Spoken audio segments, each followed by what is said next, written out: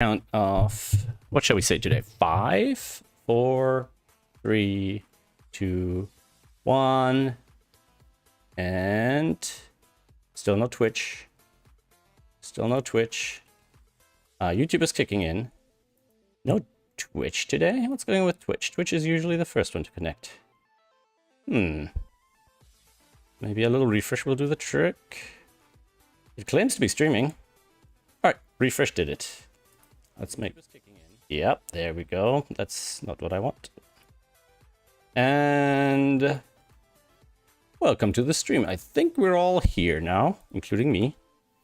Welcome to Code Hangouts number 114, Devilish Details, where we're in the final round of getting the SudokuPad app update out the door. And that will include checking out some reports I received earlier today, as well as kind of revisiting our checklist that we had built last week or the week before, I don't recall. And I think this one is done. Yes, I think I sorted this one out yesterday. And then we're going to go through the app with a fine-tooth comb and make sure I didn't leave like a weird setting in a place that shouldn't be, that all these settings make sense in the app and aren't just carried over, but anything that the app specifically needs works and all this stuff. Like, I haven't really tested the stuff I didn't touch, like create puzzle, import puzzle, which I very well might have broken, right? But before we dive back into the mobile app today, I had a couple of little reports. So one was here. There's something up with the main site. Okay, well, I think this is part of this one. Yeah, okay, so they say the lines don't show up. And I see that here. So this line is missing on the main site on production, which is crazy. That's the first, like, I haven't released anything to there, except unless I did, but I shouldn't have released anything to there in a long while. So the fact that nobody's noticed it till now is strange. But I think it's related to this outlines on elements thing. And I don't... oh, yes, it was the vertical and horizontal one. So this is the one that's fixed. Yeah, okay, let me just respond to Handyman there. All right, I know about this one. So that's kind of part of what I fixed in beta. Reply.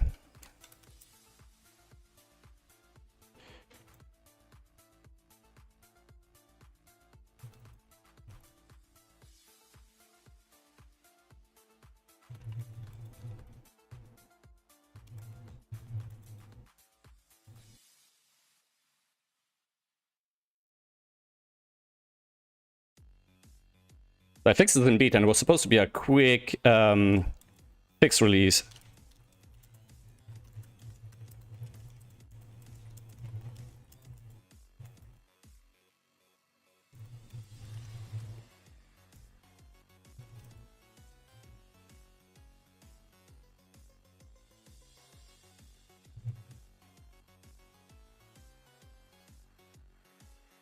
I should have probably hotfixed it, and then either hotfixed it, although now it's probably almost good to release anyways.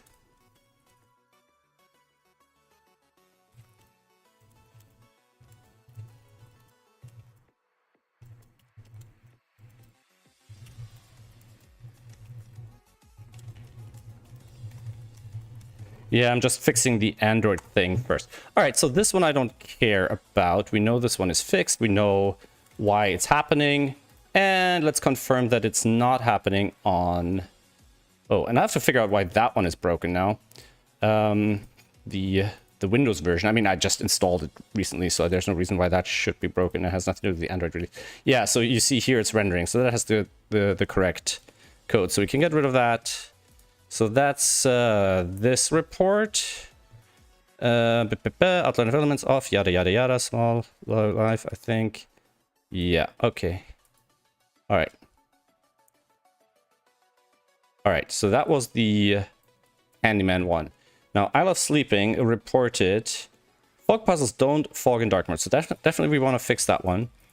Small life, I think, palindrome line. I think that was the same thing as the Handyman, right? I'm not getting my philosophy. Yeah. Or when it comes up, you can see the blow per... yeah. Yeah, all right, so that's the one that's sorted. So we need a fog puzzle to test with. Let us grab... don't I have a go-to fog puzzle? One of these is a fog puzzle, right? Oh. This one looks like a fog puzzle. If I... Oh. Let me mark that down in our issues list.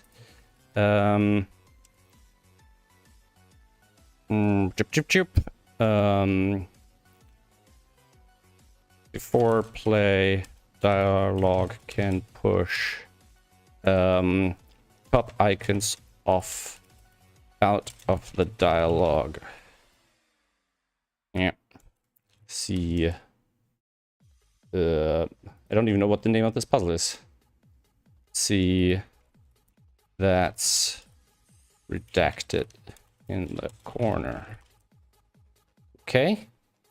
And I think if we go back to here and we try to share it. Oh, we can just share a different one. Yeah, do I not get a link here? Copy link. If I do this, what do I get? All right, that's not bad. Ah, we actually don't want to do that. We just want to go to localhost. Right? And we probably want to, we're going to make a checklist after I've gone through these items. We're going to go through, make a quick checklist of certain things we want to, wait, what? Huh? That's definitely not this one. Share. Copy link. Put it here. It did not copy the link. Share. Copy link. No. That's interesting. Windows 10 share copy link not working.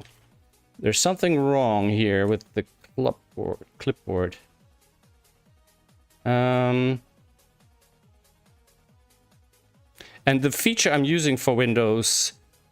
Okay, well, the Windows 10 share is not really... Since we're not re-releasing Windows 10 right now, it's not really an issue. So we'll maybe say low prio issues. I'm just going to list it and then maybe put a flag to it. So we'll call it something like low prio.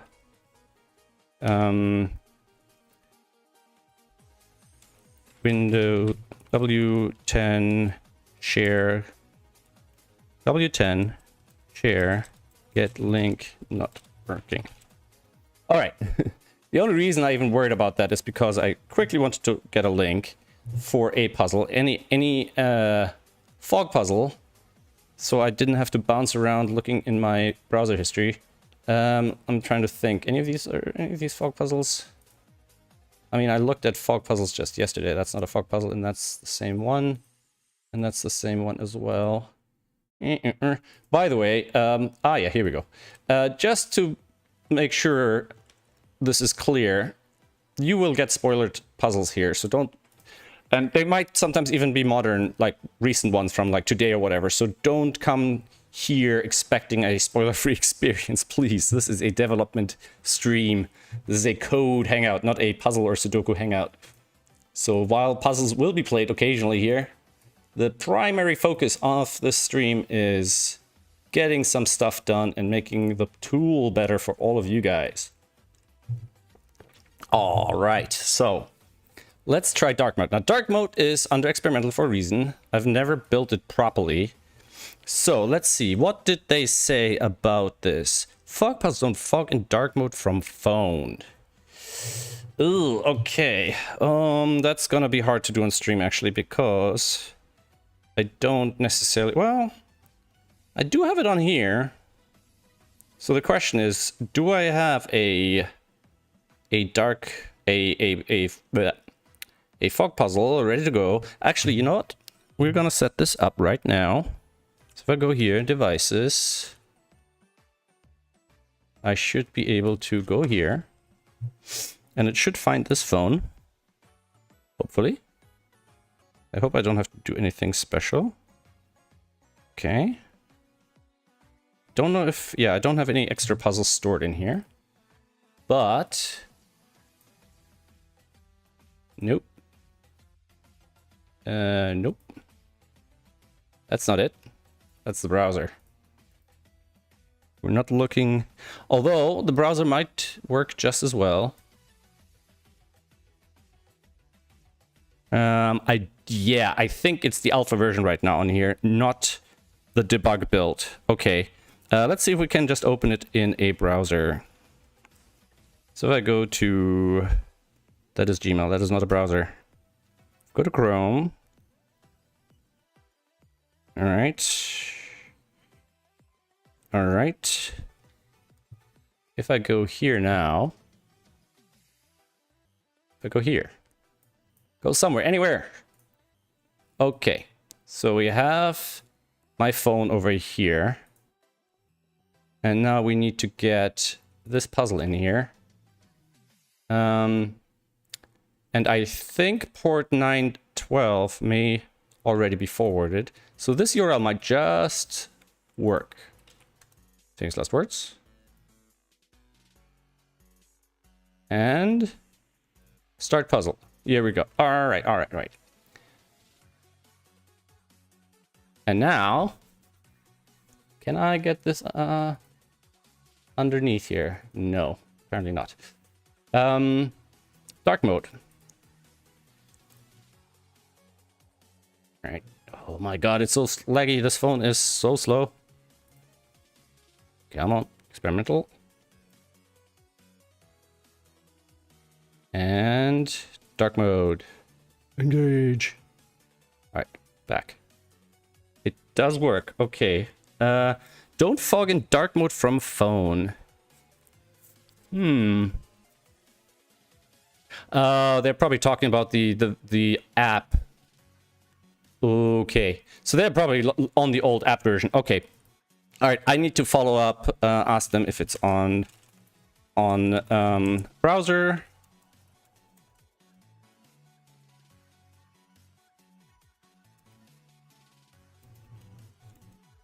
And if it's on iOS or Android, I can ask them if they've tried beta yet or not. So it's gonna be good. Hey, Andy.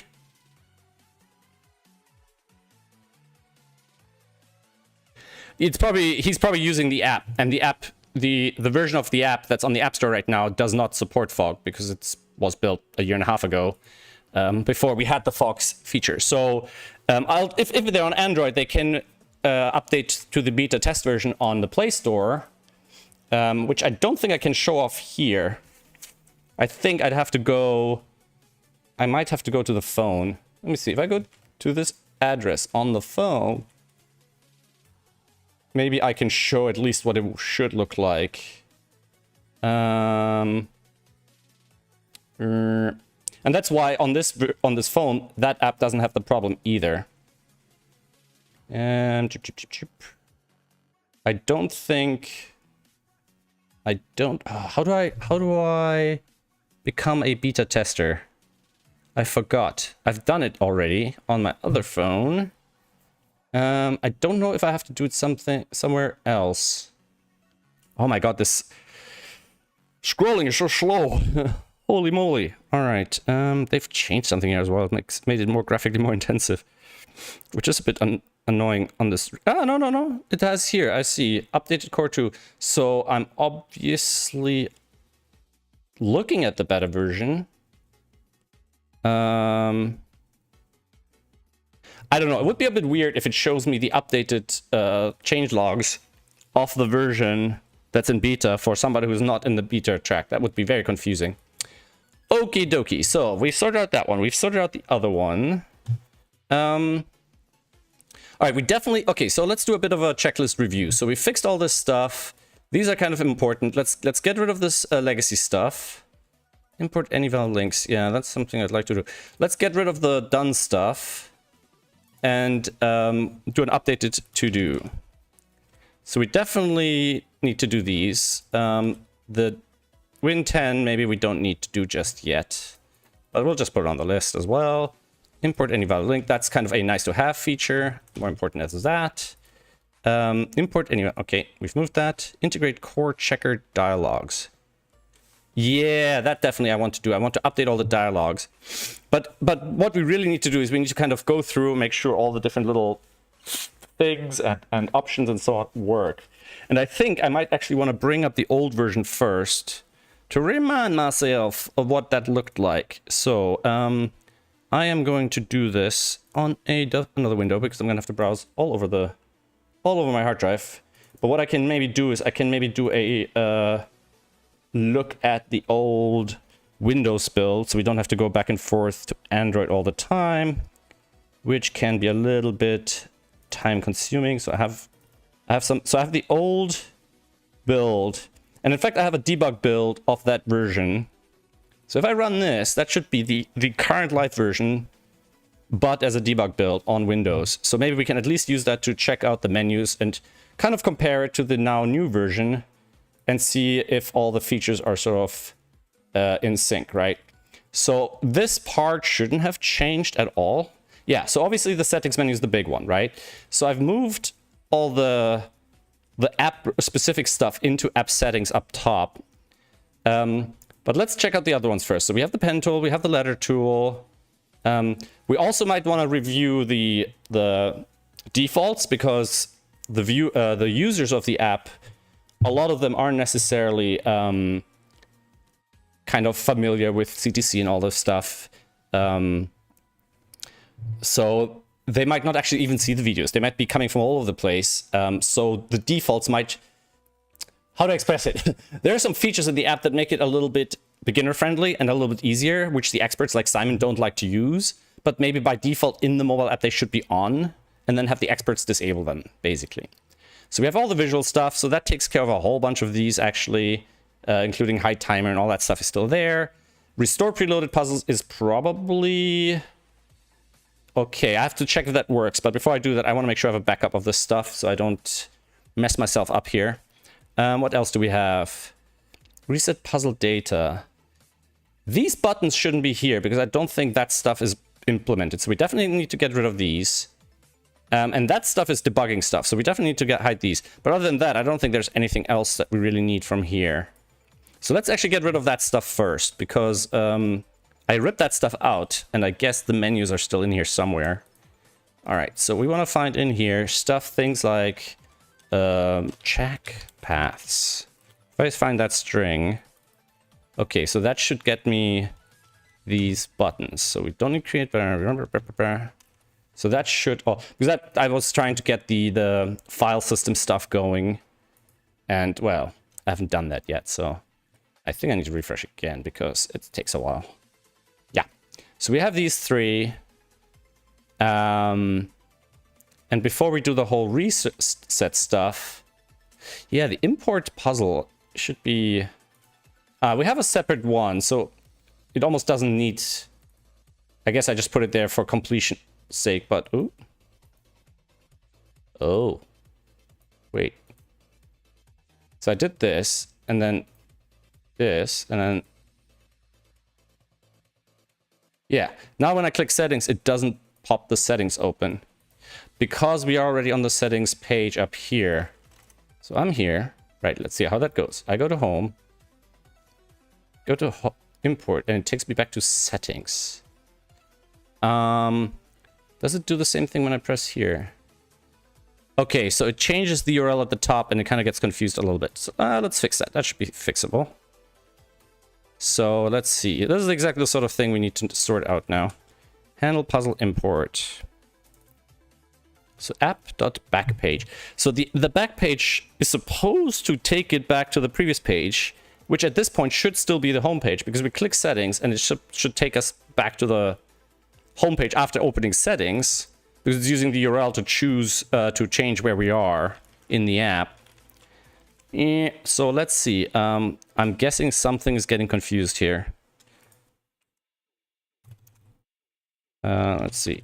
App.backpage. And then we'll output all these. So output this back name, whatever that might be. Then we'll output the URL. And then we'll have this current content name and previous content name. And then we'll record those two after the fact as well, just so we can track how they change. Something is not quite right here. Yeah, you see, and there's another problem where it doesn't open the root page correctly in this case either. All right, so we go to settings. So we are at back name is home, current content settings is settings, previous content name is home, current content is home. Now, previous content gets changed to settings. So if I'm opening a dialog from within settings, it actually tries to go back to settings. That's odd. Wait, if I press import here, what happens? Let me see if that's on the stream. So it's trying to go back to settings, which is part of the problem, except it doesn't go to settings, it goes to home because we're already on a current content name home, previous content name settings. Because the idea is that a dialog should just pop open the dialog and then pretend it's still on the previous page. And it's probably a silly way of handling the dialogues, and I should probably change it, but I don't want to change it right now. But it does cause problems when you're opening one dialog from within another, which didn't happen much in the old version. But now I'm actually using that more often. So let's see if we can make that happen better. So handle puzzle import. We might want to...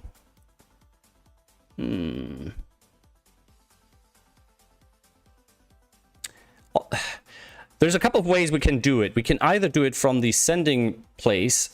So basically, when we're opening the settings dialog, we can basically say, hey, don't update the back page, because in this dialog, you know, we'd never want to go back to the home page, right? I'm wondering if I'm doing this to let it navigate back and forth between dialogs, because the settings dialogs, like it doesn't actually open the settings dialogs either, right? Huh. 1 second. Go to page about. There is a. I'm looking for the place that listens for the URL changes, and then goes to whatever is required there. And I'm speaking slowly now because I'm trying to remember how that worked. I have like a vague. My brain is tickling. I think these places are registering the pages. So I'm thinking that the home page and settings page and all those pages aren't being registered at all with this method, right? So if I look at app.add-page, let's have a look at that, where those pages get added to. Pages, right? So if we go to app.pages, pages, there is an import puzzle page, but there's probably no, there's a settings page. Where are these being added? Wait, find.add page. Being added here. And how are they getting added here? Add page. Add page. And if, okay. So if I do this, add app.add page, ops.name, ops. So that should just output all the pages now as they're getting added. And we should easily find the code of where, for example, the settings page gets added. And this is getting added in app settings, app start here. Here.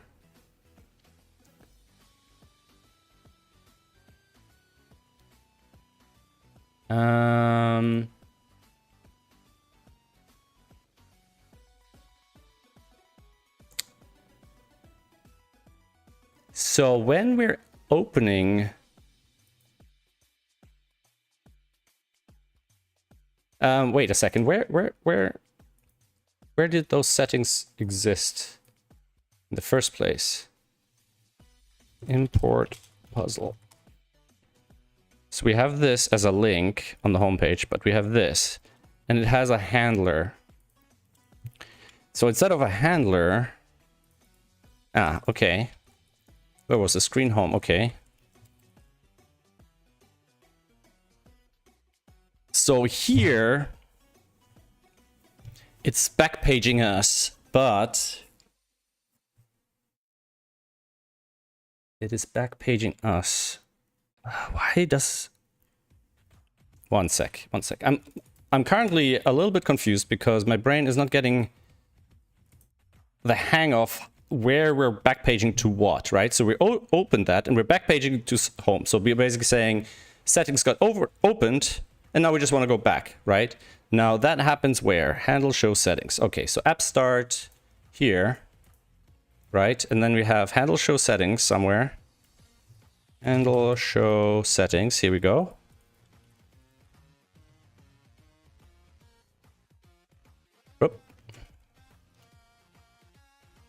Right. Then we're backpaging and then we're showing the settings. Okay. And now when I'm doing import, so right now, it knows the previous page was settings. So the problem is when we go to import, it thinks the previous page was settings. So it's trying to go back to settings, but it should never go back to settings. So this backpage mechanism should really have a kind of like, hey, don't update the backpage kind of thing situation going on here. URLs twice.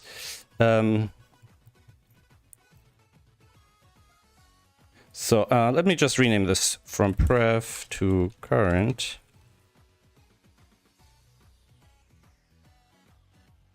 Just so my brain maybe has an easier time of understanding what's going on. Like this. Backname settings. Now backname settings. Backname. Previous content. Okay, so we don't need to output that. We don't really care about the URL. So then we can make this into one thing.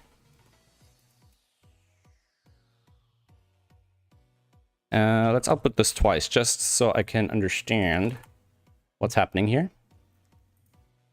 Settings, home to settings, settings to home. So we're going to settings, we're going back to home. Now when we're importing, we should go to import. But instead of going to import, we're just going back. So we never... Settings to home. Settings home. So settings is afterwards, settings is the previous, and home is the current. And it thinks it wants to go back to settings, except... Ah, wait. It's... Oh, because here, we're not on the import page, because we've opened it in a different way. Now here, we got to the import page, and then we went back. Okay, so basically, instead of calling handle puzzle import, which I think happens here from this... Right? So, okay. So we're going to this link. And another way of going to that link is to call, whatchamacallit, show page, right? So then in the menu, over here somewhere, instead of calling handle puzzle import, right? We should, okay. We should... So, function handle show puzzle import handle settings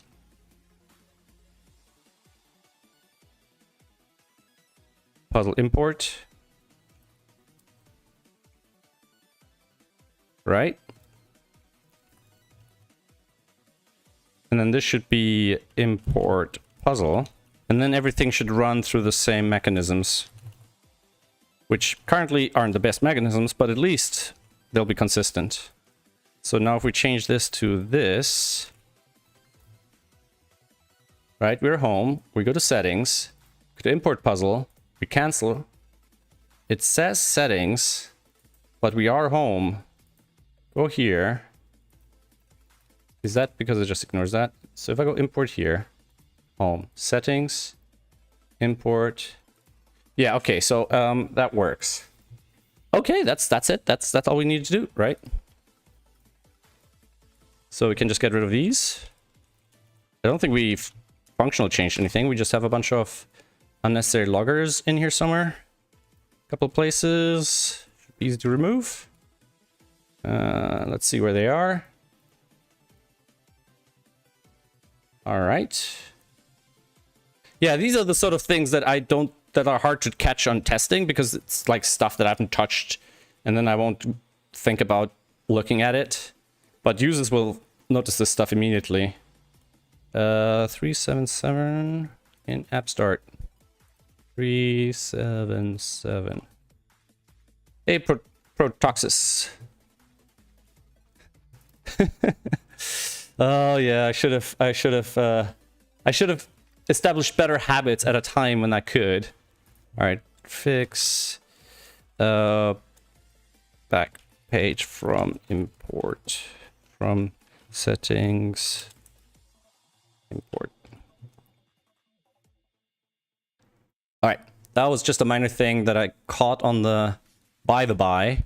But then after that, that settings dialog should work the same way as the import dialog there should work the same way as the other one. Oh, and if I refresh now, I shouldn't have all this.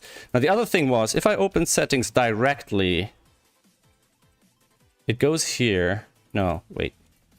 If I do this, settings, and I take this URL, open that from scratch, it'll open settings, but it won't know how to go back to home. Which isn't technically a problem, because this situation should never happen in the app, but maybe it's worthwhile catching it so it doesn't put the app into a broken state that the user might not be able to escape from, right? So inside here, I don't actually know how we can catch that. Dot warn show page name. But we also want to, I think, capture go to page. I don't know which of these are kind of handlers. I should know. I should have named them correctly, and I probably have. Handle hash change, that's probably the one.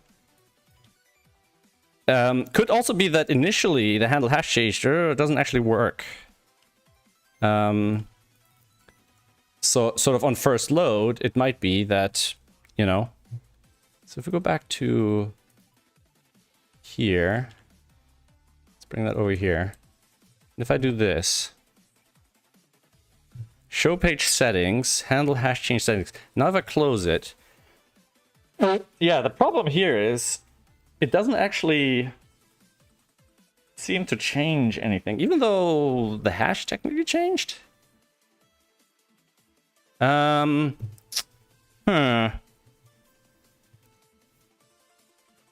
We probably should backfill, like if there's no back page, the back page should just be the home page. So for example, so what happens here? It goes to show page, right? Show page does settings, right? And then it'll do this, right? So we can say this and previous. Yeah. So if we go here, it'll do this. So maybe we'll do a default here and say just home. So if there's no previous content, the previous is always going to be home if it's nothing, basically. So if we go here, no, go here, settings, and then go back. The problem is it just closed the dialog. I think it doesn't actually trigger the hash change, which is odd.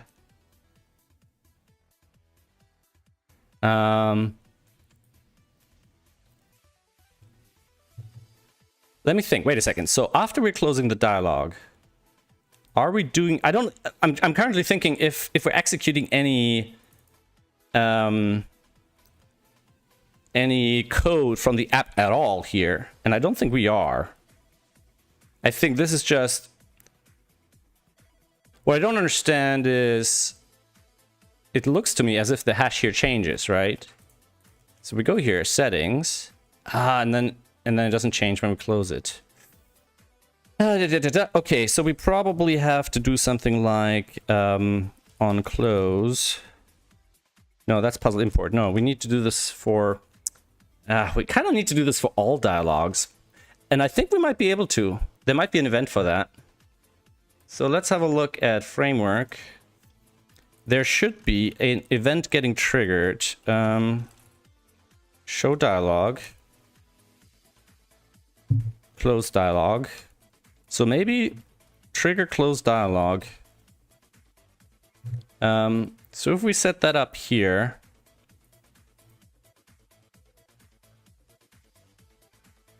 app start, probably somewhere after app start.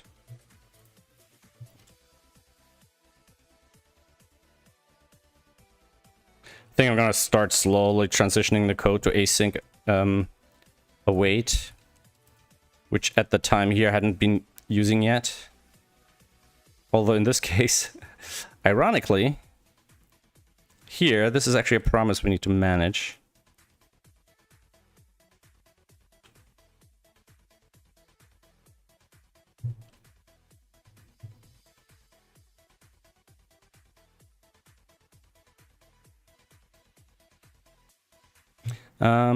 Guess we can do this. Let me think. No, because we need to, this needs to asynchronously work in multiple places. So here, we're actually not gonna do this. But we're going to do framework.on close dialog.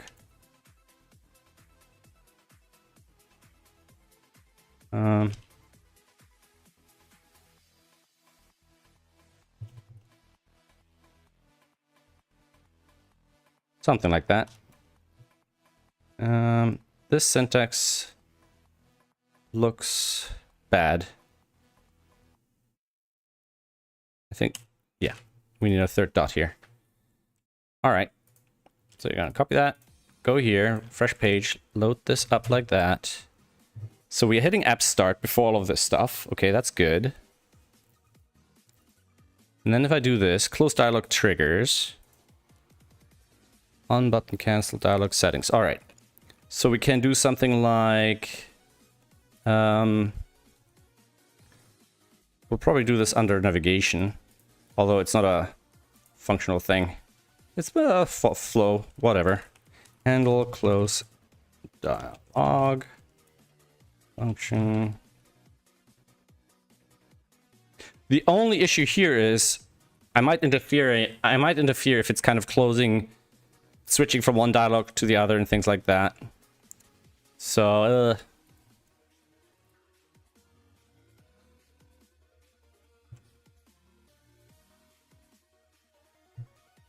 let's see.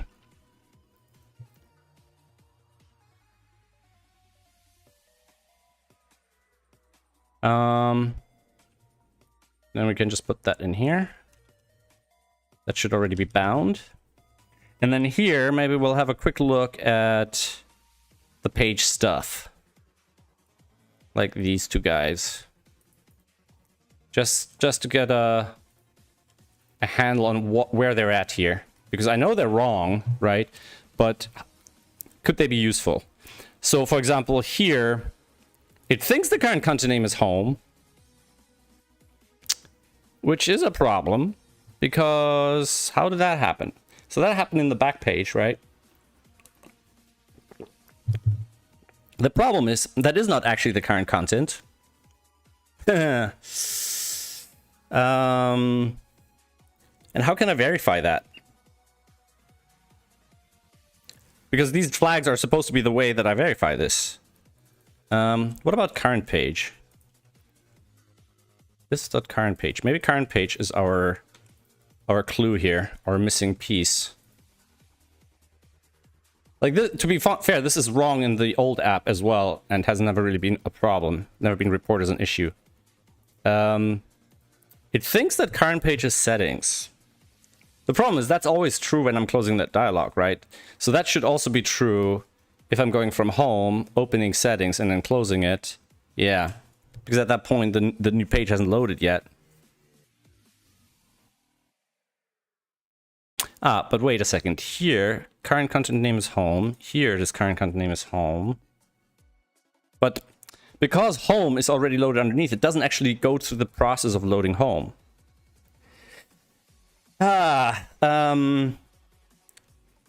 Maybe this is the problem, this new piece of code, because it's basically a lie, right?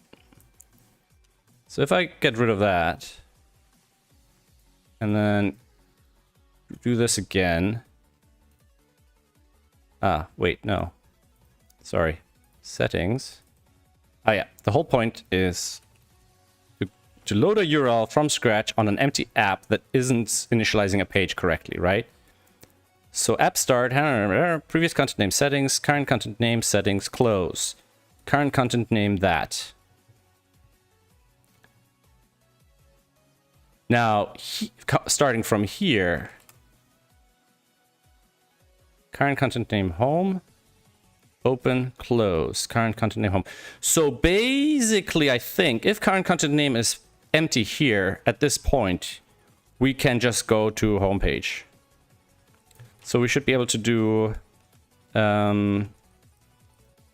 this if, because this page should be, what is it, undefined or empty? Current content name, I guess it's empty. What is it initialized to? Empty, yeah. So if this equals empty, this dot go to page home. And it's just like a little fallback, right?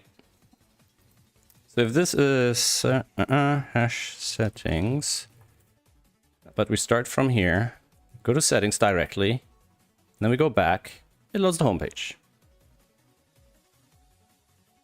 And the same should be true for the any other page, right? So we'll start from the help page. But that's not a problem, right? If we go from import puzzle, we have the import dialog, we cancel, and it takes us to the homepage. All right, so that should do the trick. I think that's all we need to do. Let me add a little comment here. Safety net fall back to home page if isn't set.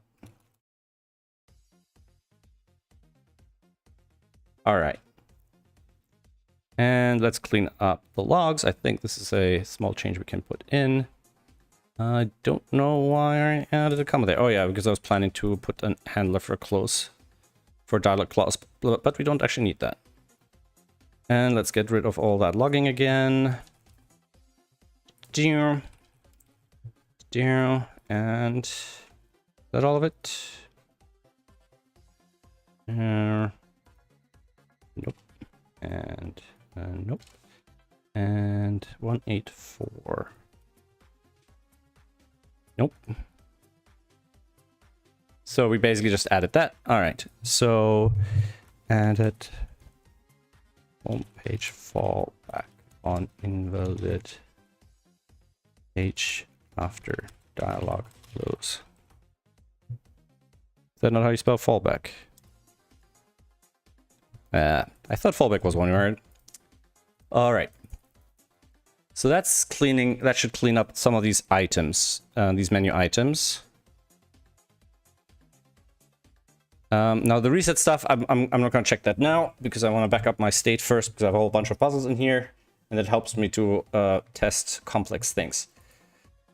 All right. Yes. So this was an issue with dialog spacing. That should be fairly easy to see. So that's redacted in the corner. Which one was that? I think that was the shady. Nope, not. Oh, yeah, maybe this one will be good enough. All right. Oh, why is this? Got all this logging in here. Thought I removed that already. My God, this must. Creating something must be so expensive on a phone. All right, so we have that here. Now, if I look at is it just all of them? It's just a formatting issue, isn't it? Um, if I rotate you. Oh, okay. It's literally in all whole widescreen formats. Let's see if that's actually the case on Android. When I'm looking down like this, I'm literally just looking at the test device. And I'm not going to bring it up on the screen every time. Since it goes to sleep. And then it's a bit of a pain in the ass. Alright. So if I do this dialog and I turn it. Okay, so here it seems to work. Although this is a puzzle with without a long description. Okay, let me check on my main phone as well.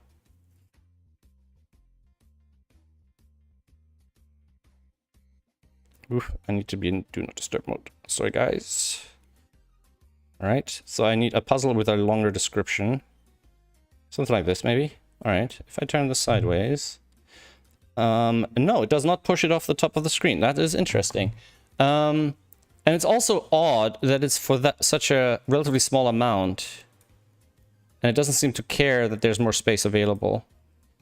So this is like a CSS thing that I guess isn't really relevant right now because it doesn't happen on Android. But might as well fix it while we're here so I don't keep chasing it because I see it and think there's a problem. So for example, we have an empty h1 tag. Oh, is that why? Wait. We have an empty h1 tag. That's the problem. Why do we have an empty h1 tag? I'm pretty sure these puzzles have a title. All right, well, that's definitely something we can look into. Create listing item. No. Handle start partial dialog. I actually want to restart. No. Puzzle times, puzzle controls, title, puzzle.name. So I think I have a weird puzzle name versus puzzle title discrepancy here. When did that change? I don't like this. I don't like this. I've had a couple of problems with that now. And I'm kind of scared about changing it all over the place. Why is it puzzle title now? And it's puzzle name in the old built-in puzzles. I wonder if I should normalize instead of being like super H0 tag, yeah.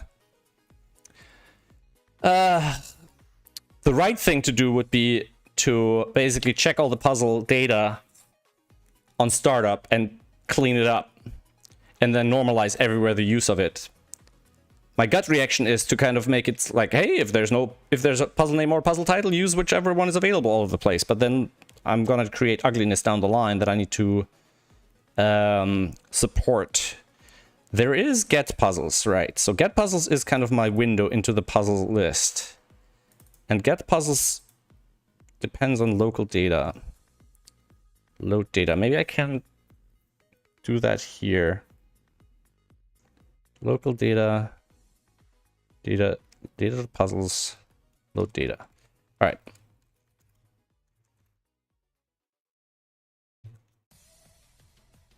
So we'll have that. We'll have that. And then we'll do map. And let's just see what happens, right? So all the old puzzles have name and all the new puzzles or the imported puzzles have title. How is that not already broken in the old version though? So in the old version, right? So this is the 1.3 yada yada, yeah, you see, totally broken, right? It has the title here. So it's something I've changed or added? Huh. Well, what if we do something like this?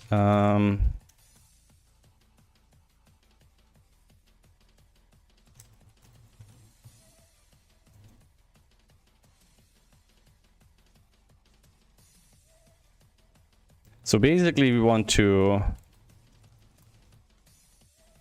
set the title to whatever, either title or name. Or let's, how about we do this? Let's do it super carefully, right? If p.title equals undefined and p.name is not equal undefined, and p is the puzzle here, p.name. All right. So if p.title is undefined and p.name is not undefined, and then we'll just delete, and we'll just... Actually, we'll do it like this. If name is not undefined, if title is not undefined, then here, console.log, delete p.name. And then the next time it gets saved, it won't have that data in it anymore. And that should do the trick. And it should just update the data. Right?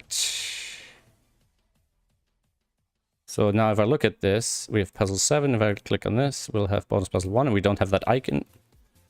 Excuse me. And I should really include a styling, because puzzles in the future might not have a title in it, right? So now if I refresh this page, it's still doing it, because I don't think it saved anything, because I didn't do anything, right? Now if I do something like this and go back, would it have saved the puzzles now? We'll find out. Yeah, and now the data is just updated and that's it. All right. Now the other thing I wanted to check is... Oh yeah, now we obviously have to change that stuff here. Title. Find.name.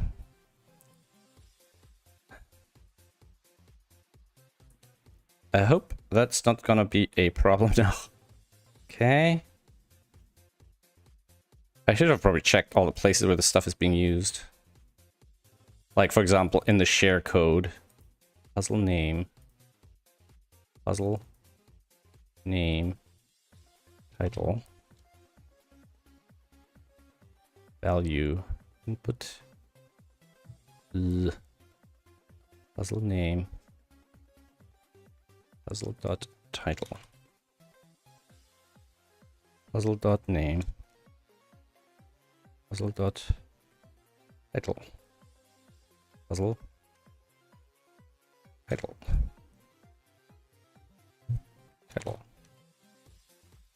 Uh-oh. Did we... Oh man, we need to test the sharing code here as well. Puzzle name. Type text name, puzzle name. Name, puzzle name, title. Okay. Dot name. Title, puzzle.title. Puzzle. Title. Puzzle. Title. Sender name, share message, text name. Ooh. I don't like this. Puzzle options, metadata, puzzle ops. Title. I think this is also related. Definitely needs a bunch of testing to make sure I'm not screwing this up now. Puzzle.name. Where is this? Okay. File.name, don't touch that. Next puzzle. Title. So this is something I did the other day to fix a similar issue with the next puzzle link. Get puzzle. So that should be title now. Sort name.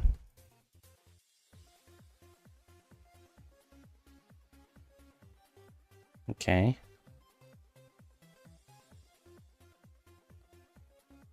Ooh, prop. Title. Sort name. Title. Ay. That's a different kind of name. Options.name. Okay, that's something else. Okay. So, the problem is, this being JavaScript, I'm not going to get any errors for this stuff not being correct now. Well, let's see. Let's see what's changed. And it's devilish details. Lots of tiny little details that need cleaning up and sorting out to make the app more robust, to make it work correctly in all circumstances, and so on and so forth, and so on and so forth. But at least that particular issue should be fixed now, right? So we have puzzle 4 here, for example, and we have quasar here. Now, one thing I quickly want to check is if we don't put anything in, and then say something like min height, no, min height 1 rem,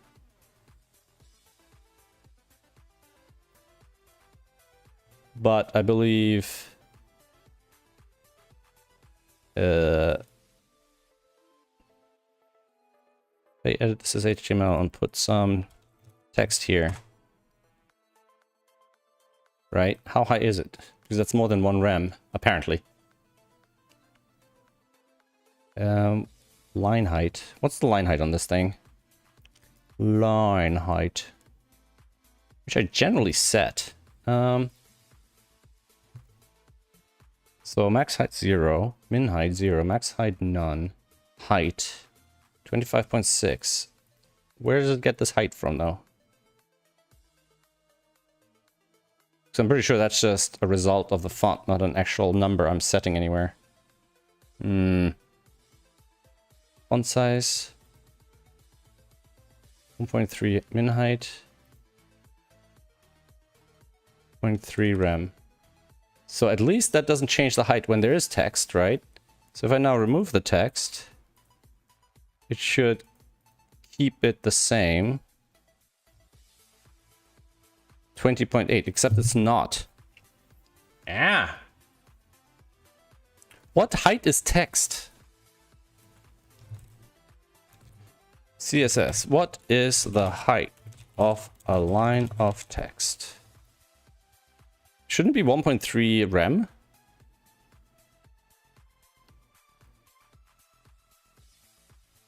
I don't want to set it, I want to know it. Fixed number of lines of text.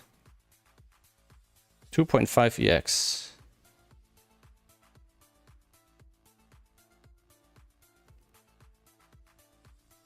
It's 20.8, 1.3 RAM. So what would it have to be to get to the 25 whatever? 25.6, 1.6 RAM. The problem is this feels really arbitrary. Like, why would this one be 1.3 when the font size is 1.3? And the ironic thing is that if I make the font size smaller, the spacing gets bigger. So this is 25.6. If I do this, still 25.6. Bollocks. All right, let's have another look. So like this, we have unknown top and bottom, 13.936 margin. And if I make this off, it changes the margin. It makes the margin bigger, even though the text is getting smaller. I don't like it. This is complete gibberish. Come on. All right, well.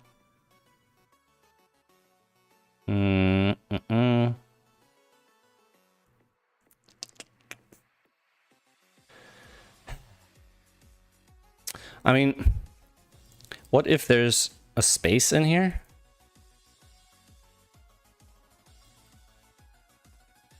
Will it render a space?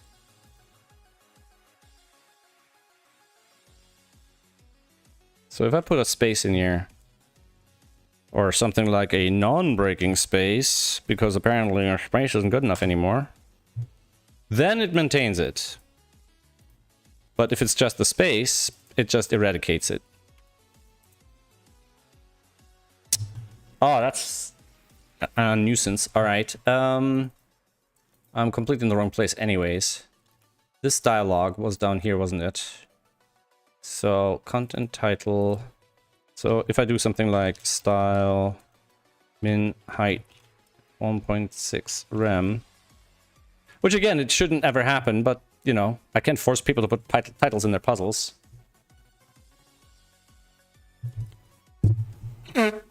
Alright, well, at least it won't break the dialogue in a weird way. Alright, so what did we touch? We touched a bunch of name and title stuff. Ah, yes, let's see if the name sorting still works. Okay. Seems to work. Zigzag. 0 to 8. Okay, makes sense that they'd be like that. I feel like the icon is almost too close to the edge, but then on mobile, it's a very different story. It's got to work well on mobile, right? This is what the release is all about. Okay, puzzle.title, puzzle.title, puzzle.title. Okay, let's have a look at that now. Oh, let's shorten that just a little bit.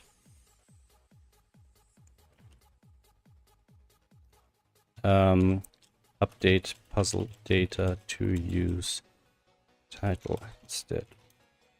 Let's write this out. Puzzle.title instead of puzzle.name.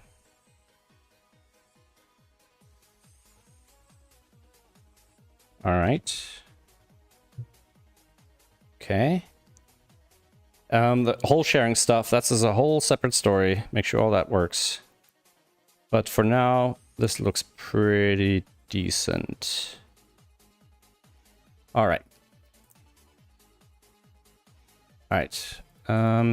Update puzzle to use dot instead of dot name. Why am I feeling hot? There's an air conditioner behind me.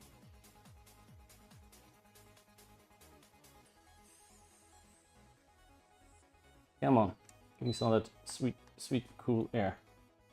I'm thinking hard. Makes me very, very hot. All right. So that should sort out the thing. All right, so that's done.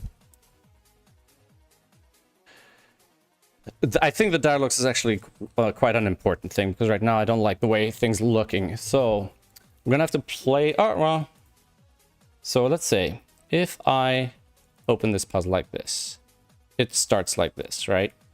Now on the web app, let's change this to regular mode.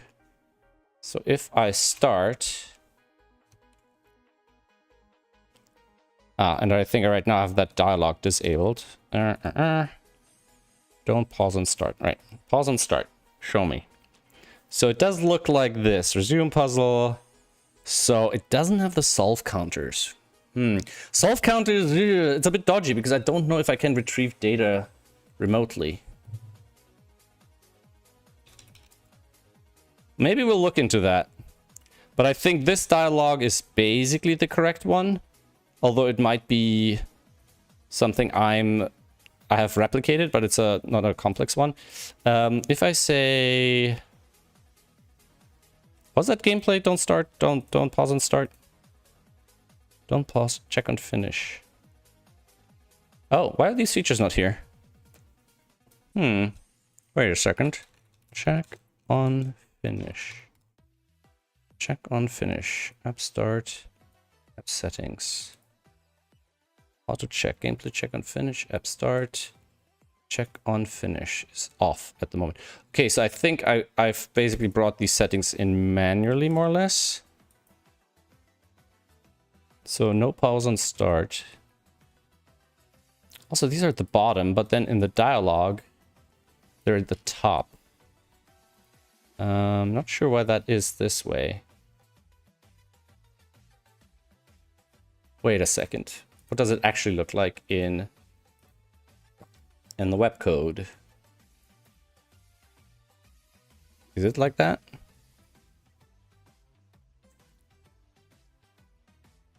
It should be like that, right? Why is the order like that? Am I changing the order somewhere? 1 second. I wish I was more organized. Like, this is being added like this, but then it's getting rendered in a very different order. But wait, oh, okay, I'm an idiot. It is in this order in terms of where the gameplay settings are. Okay, all right, okay. So we need to look at gameplay settings, right? And maybe we should rearrange these into the right order. So for example, if I just put that back on, handle toggle auto check. So we have auto check here, right?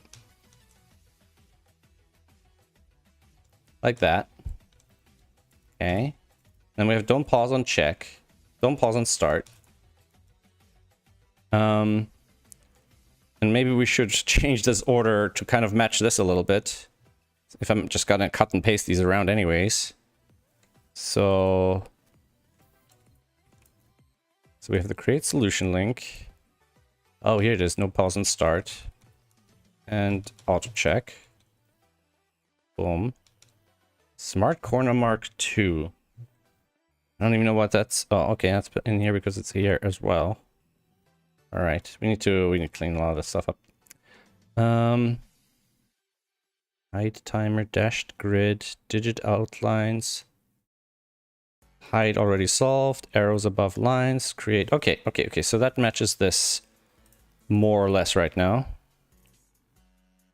So if I refresh this now, go here, and I'll set don't pause and start on. It ignores the setting. I'm thinking this dialog might be replicated. So basically not all the code from the web app is taken over into the mobile app. Some of the code is different, obviously, because it needs to do certain things differently. But of course, wherever the code is different, conflicts might arise, and I might have to figure out exactly, and I might have to manually carry over certain updates and changes. And I think this might be kind of the situation right now. Resume puzzle. Oh, okay. Are we searching in the wrong places again? Resume puzzle. Resume puzzle. Resume puzzle. This string does not occur. Resume puzzle. Resume puzzle. What the hell? Resume puzzle. Resume. Resume. What the heck?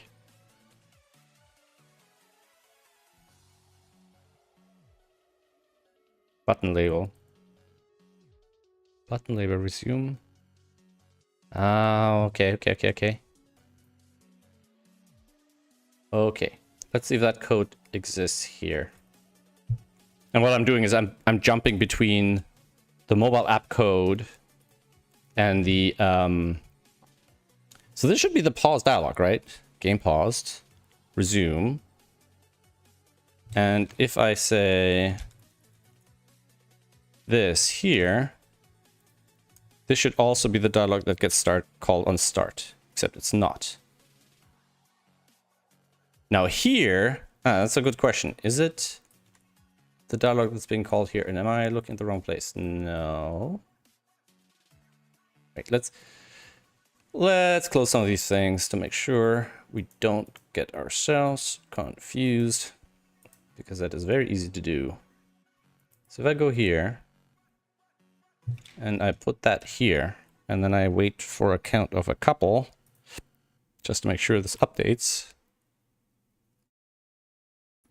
So that's used here, but not here.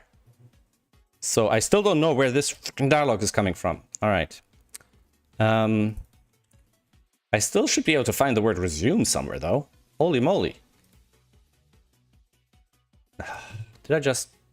I did that already today earlier. God damn it. I just deleted the freaking app folder from my project here. Can I have it back? I think that's where it's supposed to go. I think it's supposed to go up the API. There we go. Jeez, don't do that to me. It's scary when that happens. All right, resume. Resume with quotes. That's not it. Resume with a quote at the start. What about this icon? Maybe I can find this stupid icon. Icon play. Icon dash play. Icon play. Okay. If I search for this.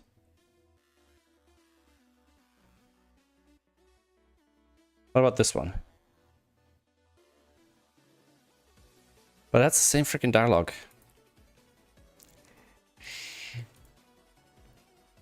We are here, right? And we are... It just wasn't refreshing that file. God damn it. What does that waste my time? Alright, so we are in this dialogue, after all.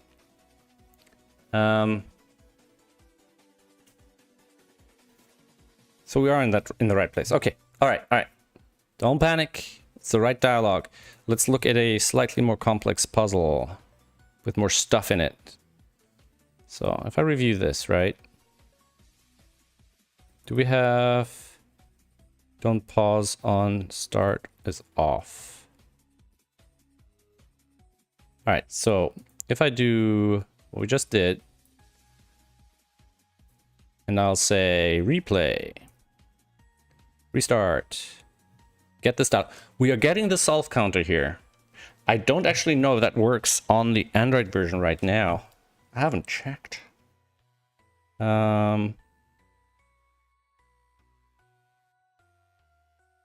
I go replay here, I'm getting... I already have the solve counter. Never mind. That's just working because it's using that code. Okay. That's done. Sweet. I didn't expect, actually. I mean, I don't know if that's going to be a problem, but for now, that's just working, right? So the start of puzzle dialogue is already good. So let's just go to one of these, review it, and then we'll go boom, finished. That looks like the right dialogue.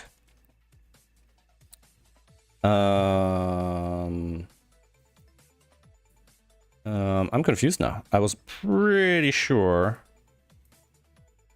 this dialogue was not gonna do that. So go here, right? So that's the old version.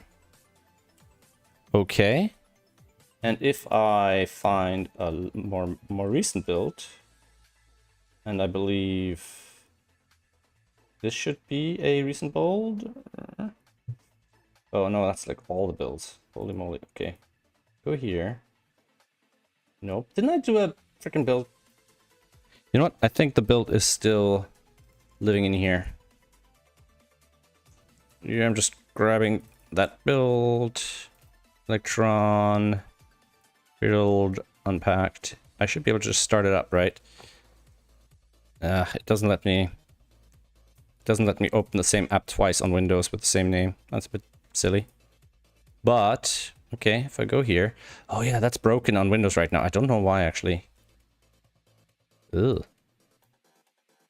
Okay. Wait. Progress, state... Name...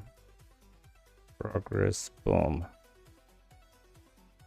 Back in wheel. Should that mean this is solved? Why is... Okay, this is broken all sorts of ways. Alright, I can't verify that right now. But this looks right. So we're going back to any of these, anything that I've solved prior. I think should be solved on beta. Just to confirm that that's what the dialog's supposed to look like, right? Yeah, so this is fairly similar. We have yay contract. We don't have the icons in here. Are they not supposed to be in here? Maybe it's time to bring those over, actually. In fact, it's literally just missing the... It looks like it's just missing the icons as well. Well, we can do this.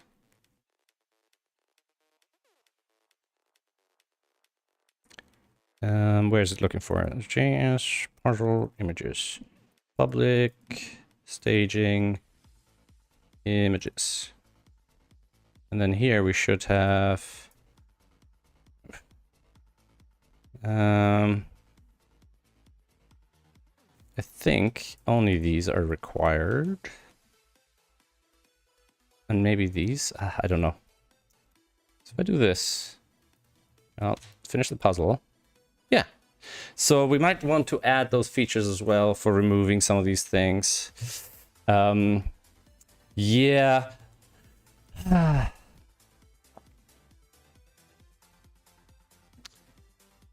Because people, they're paying customers, right? This is not really a feature. I should deny them, since they've already spent money. So let's see. So under app start, we have this stuff, and then over here, we should have all the support stuff here. Okay. So we have visual large digits, visual, nope. Advanced selection, selection style, nope. Experimental dark mode, flip keyboard, multicolor, height colors, height timer, digit outlines, dash grid, height timer, height color, height colors, and then it's different, but then we have dark mode here. Okay. All right, we decide to deprecate that. Large digits, here we go. This is for some reason not here, it's elsewhere. But, you know what, how about we move that into a separate category here, into a separate call. Maybe that's one way of managing this. And open Patreon link. I don't know where this is. And I might have to do some app fidging to make that work. So we have the support section down here now. Oh, because we did actually explicitly place it. So that should be off above experimental and after advanced. So if I go here, I do this, we get that. If I say hide support links on, we don't have that. And if I say hide Sventopi emoji on, whoops, I go to here. That's a different dialogue suddenly. That is the other dialogue. That's the one I was looking for. Wait, what?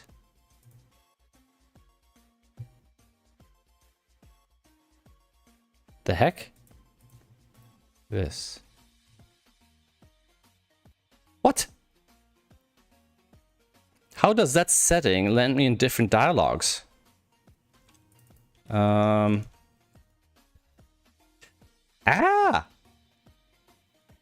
And in fact, Jesus Christ.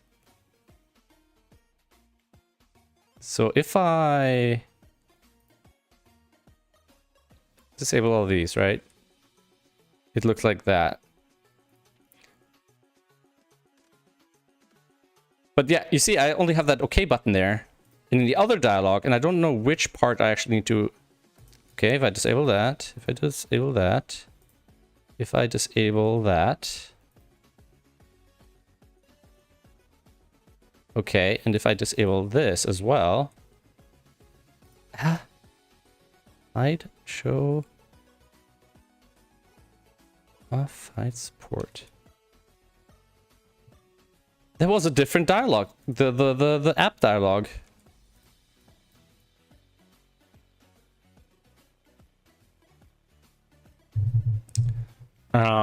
This is worrying. So. And these puzzles specifically have a next puzzle. So, off, hide peeking Sven on, hide support links on, hide Sven and Toby emoji on. Okay. All right, the next dialogue is here. So, console.warn, handle puzzle completed. So if I go here, put in a 2, it hits handle puzzle completed. But that doesn't look like this dialogue. Options, like where's the back to listing options, right?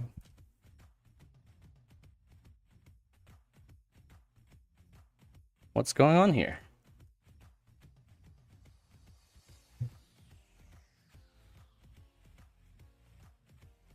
Ooh. By the way, let me know if everything is going good on the stream. Because I just realized my playlist is only half an hour in, and I feel like I've been streaming a lot longer than that. How long has the stream been? Definitely more than half an hour. We've done so much. 1 hour 20 minutes. Then how did the chip cell music loop correctly? It must have looped. I don't know how. It just did. All right, so let's see which dialogue here comes up. So it goes to handle puzzle completed. It has all these options in here. It executes the show dialogue.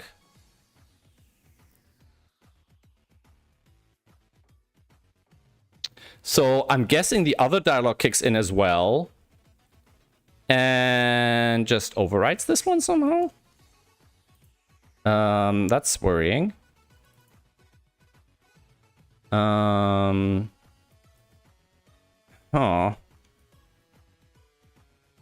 So what other dialogues do we have? We have the congrats. Yeah, congrats. Yay. Congrats. Get dialogue parts. So we have this one. I'm guessing that's the one. Ah, that's good to know. Thanks, Thomas. Thanks for letting me know. All right. Let's restart again because sometimes it doesn't quite catch the changes. Yeah. Okay, so the new dialogue gets superseded by the original dialogue. Sorry, by the app dialogue gets just closed immediately. But I somehow prevented this from happening in the past. So I want to use this dialogue, but I need to change it a little bit. Like I need to inject some stuff. So the question is, can I do it in a different way? So this, show puzzle, no errors, handle, act, dispatch event, portable, app settings 65, no, wait, what? App settings 65. Why is that calling?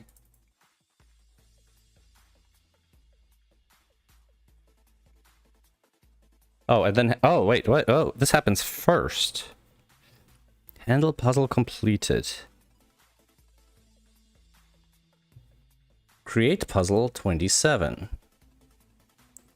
Called from p.check.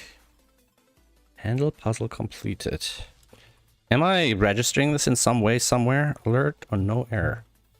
Oh, I'm using the check events.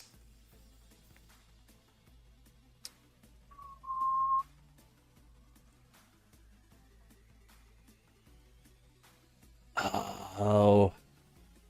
And it seems like I'm just registering 2 sets of these. Holy moly, this might already be kind of broken in the current app as well. I kind of just assumed it's...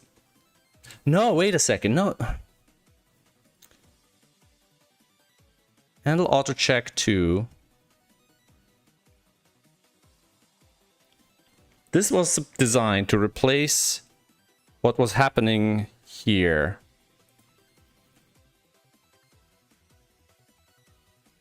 Yeah, so this handle auto check is still operational somehow. So handle auto check. Handle toggle auto check, right? Did I somehow accidentally kick that back in? So auto check true 2 isn't happening anymore. The original handle auto check is being called.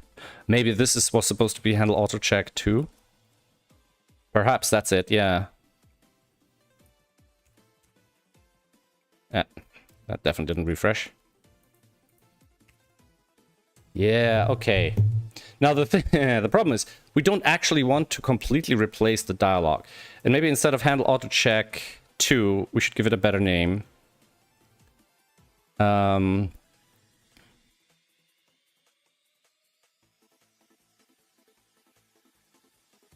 Let's call it handle toggle auto check app or whatever, right? And this should now be updated, or should get updated to basically, let's just close these, bring this one in, to basically replicate any functional that might have been added to this, although I don't think I've really touched it. Maybe a little bit.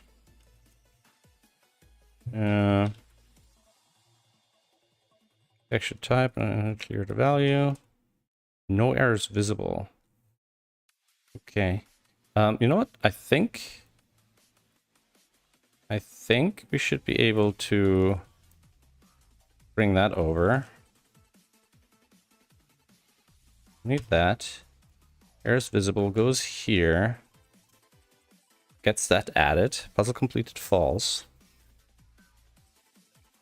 Don't know what the puzzle completed does. Okay. Put that in here. App.check. Puzzle error, puzzle complete. Okay. I see. I see. So let's do this here for a sec. So we're kind of updating the functionality here. This has changed a little bit. These two are definitely different. If val app.on handle ack, if val else off. App off, if val app on. So we're always disabling and we're enabling it. I guess that's safer. Okay, so now that should disable the dialog basic completely. I saved it, used the files. There shouldn't be any.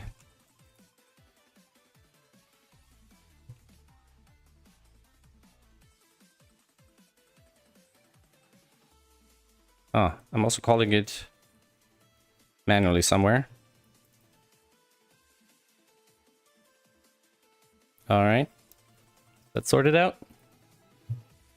All right. So that just gets to here. To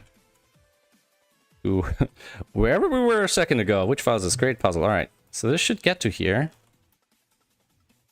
And it should get to here.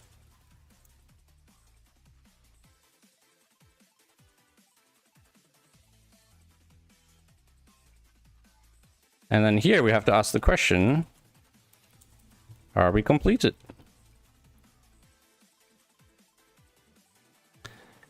And then I obviously don't want to rebuild. Oh, no. Completed. All right, so now we have to decide what we're going to do here. So if we call this dialogue, and I probably at this stage, I want to call this dialogue and then modify it in place rather than running my own dialogue. Right?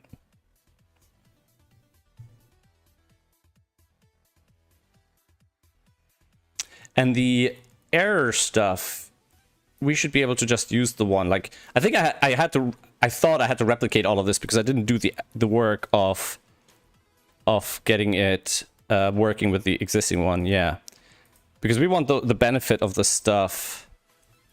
So handle puzzle error, we basically don't want to have to use anywhere anymore. We want to get rid of that. We just want to use, you know. And then handle puzzle completed, that's where it does its extra work here. and I'm still a little fuzzy of where exactly in this file I am, because this file is very haphazard, just a bunch of functions just thrown in there doing stuff. You know what? Let's do that. We have puzzle completed here, and then we have handle puzzle auto check app here. All right, so if I put a 2 here, it gets us this dialog. And the only difference really, there is a couple of things, right? Because we need to check that stuff has happened, yada, yada, yada. And we really need to, because it does 2 things. It shows the dialog to inform the user. 3 things. It shows the dialog to inform the user. It records the result, which the web app doesn't really do. And then on top of that, it modifies things to show the next and puzzle button, things like that. Hey. One sec, guys.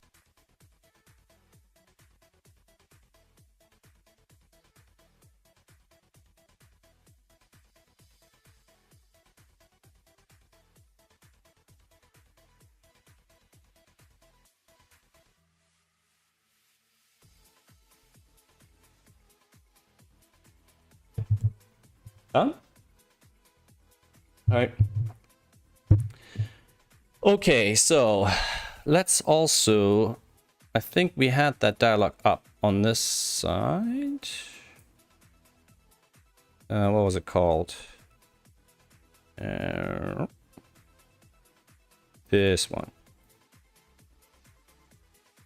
This one, right? So it's, yeah, it's gotten a few things added in the meantime. It has the clipboard button. Like, there's no reason to have that stuff not in. If it works, it might not work, right?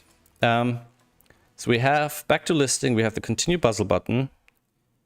And obviously it would be easiest if I can just modify the options that go into the dialog before I post them. But I don't want to copy all of this and then in the future I have to do it again. Especially since it takes care of all these other settings. So maybe it'll be easier to modify it in place. Back when this was built, this dialog was a lot simpler still, to be honest. All right, so first let's look at all this recording of information, right? So we'll probably want to put that into a separate function. So we're going to do say function, update, puzzle progress. Something like that. Do that. And we'll call this function here. And then what we need to do whatever we're doing up here. So let's get rid of let's hide all the stuff that's related to the dialog. Let's see what we're doing here. So the timer should already be stopped at this point. Yes. Then we have elapsed time and puzzle.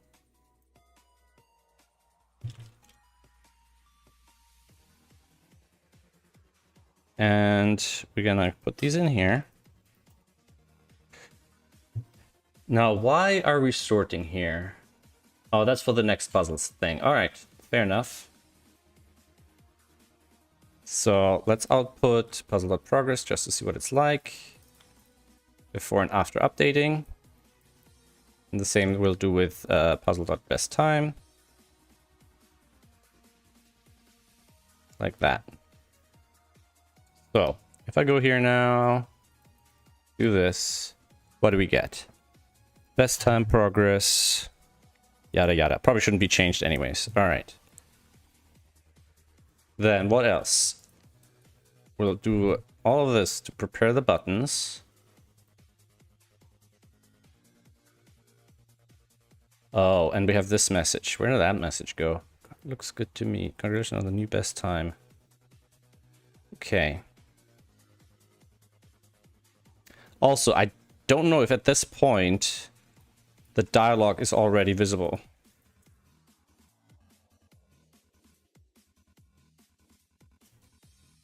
Right. Okay, let's get rid of these two. Move this to here. let's see if we can find this. So for example, if we'll do something like document query selector. So we want to find the dialog that contains dialog options. And that should get us the children, yada yada yada, and a place to put buttons.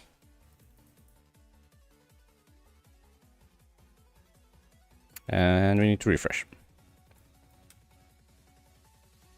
Okay, dialog options. So we should be able at this point modify these in place, in situ.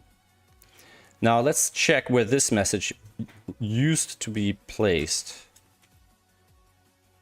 So this was literally just above options. Puzzle completed in. So maybe we'll place that after the time here.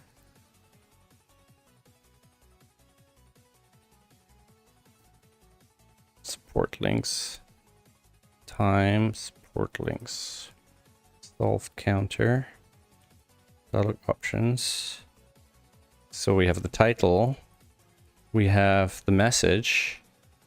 We have the timer, which doesn't have a class on it, which is a bit annoying. So what if we do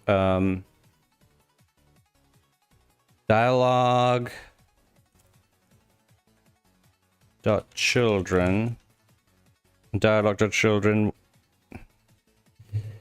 I don't know if there's no message, if we can just grab the third child or whatever. But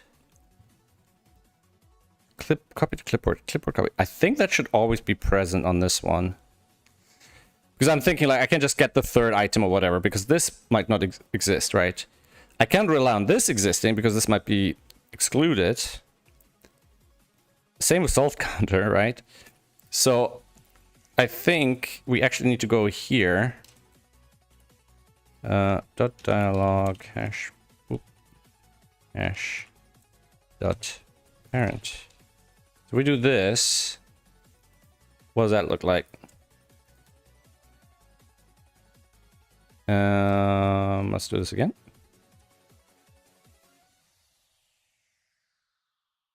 So children are here.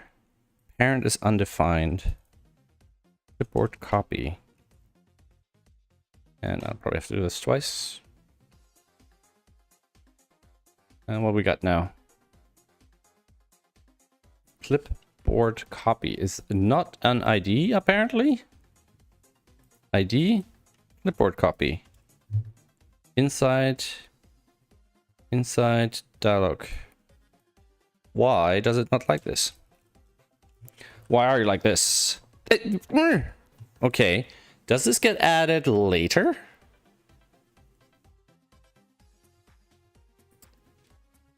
Because we have the two paragraphs here. Is that... wait a second. So children 1, 0, 1, 2. If I get child 2 and that dot children, what does that look like? Children dot 2 clipboard copy. Now it's working. All right, never mind. Now it's just working. Okay, so we want to basically insert before time. Okay, so we'll do a mdn insert before repend insert before repend inserts a set of node objects or strings object before the first child of the element. No.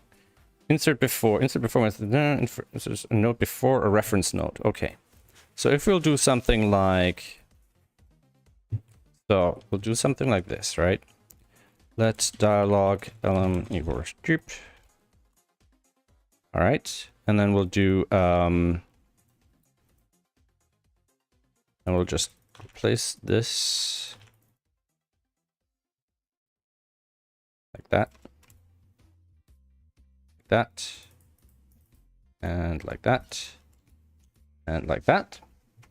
And if I do insert before, and clipboard copy is its parent we care about, right? So that'll be inside this guy. So clipboard copy, its direct parent should be, okay. So let timer elem equals dot parent dot closest p, something like that, right? And then we'll output some of this stuff here as well. While we're at it, since we're gonna have to reload the page, and might as well have as much information as possible. And then we'll do insert before, and now I think we need our reference element, right? No, we need the new node. So document.create element diff. And then our reference node is that, or P. And if I do, can I use insert adjacent or something? Insert adjacent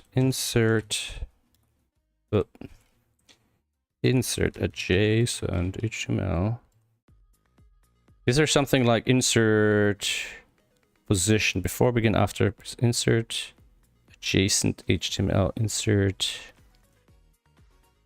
insert the element before its first child, before end, after end. Before begin, before the element, only valid if the element is in the DOM tree and has a parent element. Okay, so we should be able to do something like insert before begin. So if I do insert adjacent HTML before begin, then I can just put in some HTML here. So something like p special message goes here. And I think that'll be a lot easier because I just put some HTML together now. I don't have to create elements and bollocks. Bollocks, I say. All right. So, 2. Special message go here. Woohoo! Message go here. And I think that's literally just a p tag in the right spot. That's all I want. There we go. Okie dokie dokie. So that's that one. And the other one will be the dialog options, right? Which is this thing. So let's do that like this. Options element. That goes here. We can get rid of all these. And we'll do this here. Nope. This here. And then here we'll put in a bit of styling. Fixed line center. And probably whatever the other paragraph tags here have. Font size 120. Well, we'll see about that. Looks good to me. Now, message here looks good to me. Oh. All right. See you guys soon. Bye-bye, Toby. Ciao. So that's really the message we want to add. Here. Nope. Let's do this. Without a million errors. Okay, I don't know where that came from. And then we'll put that in here. We don't need that. In fact, I don't think we need either one of these. Okay.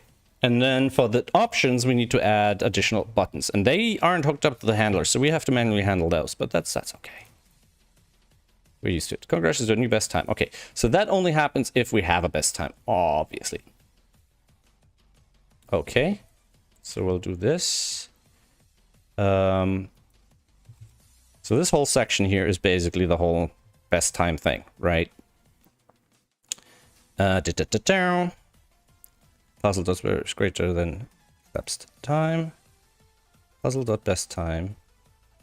Puzzle dot best time is equal to or best time or left time. Okay, so here it initializes it and here it updates it. All right. And then instead of just this message, we basically do all of this. Like that. And then finally, with the dialog options, I think we'll just inserting buttons here as children. Now, do we want to just remove the original button? Let's see how these button options actually work out. We're basically adding a review, a back to listing with the close actions, and then an optional next. Now, the problem is, I'm trying to remember, are there any cases where this dialog has more buttons in it? I mean, by ripping all the buttons out, I'm kind of sidestepping that question. But at the same time, I want this to work correctly. Options, content, okay, action, close. It looks like this is fairly fixed to a single okay button option thing here. So I think the best thing would be to just remove all of them. Right? And then setting it up from scratch. So if we'll do this, dot inner HTML equals, right? And we'll just do button slash button. And I'm just gonna manually stick them in here for now. So the buttons we want is back to listing, or maybe just back, keep it short, right? And perhaps see how the back style in other buttons is done.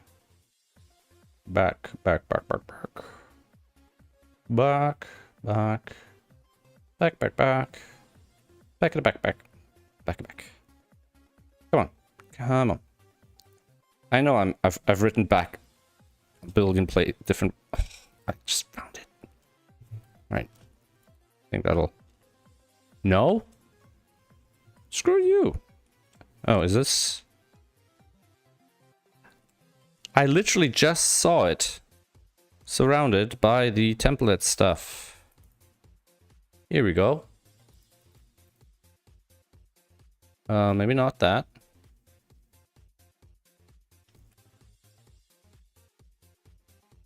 Eh.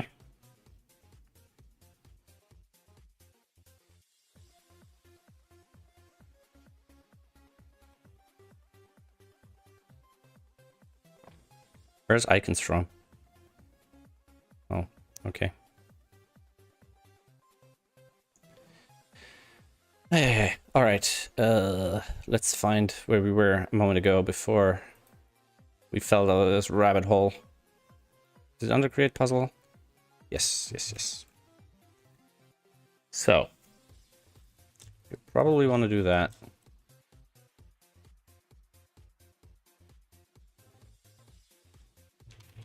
Grab our icons. We'll have a back button. Kind of like that. Forward button. Yeah, I suppose. Is the back button close? Close. Clear. I think it might be. So if we'll do... What was the other one? Review? Review. Review. And then we'll have forward. And it'll be just next.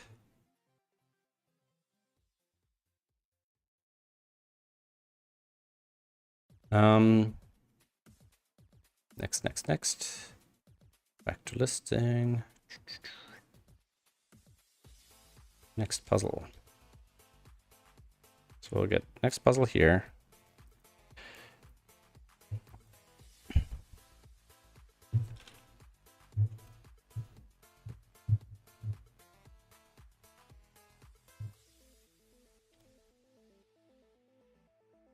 So that's just the next puzzle from the listing. And we'll probably wrap that into a little function.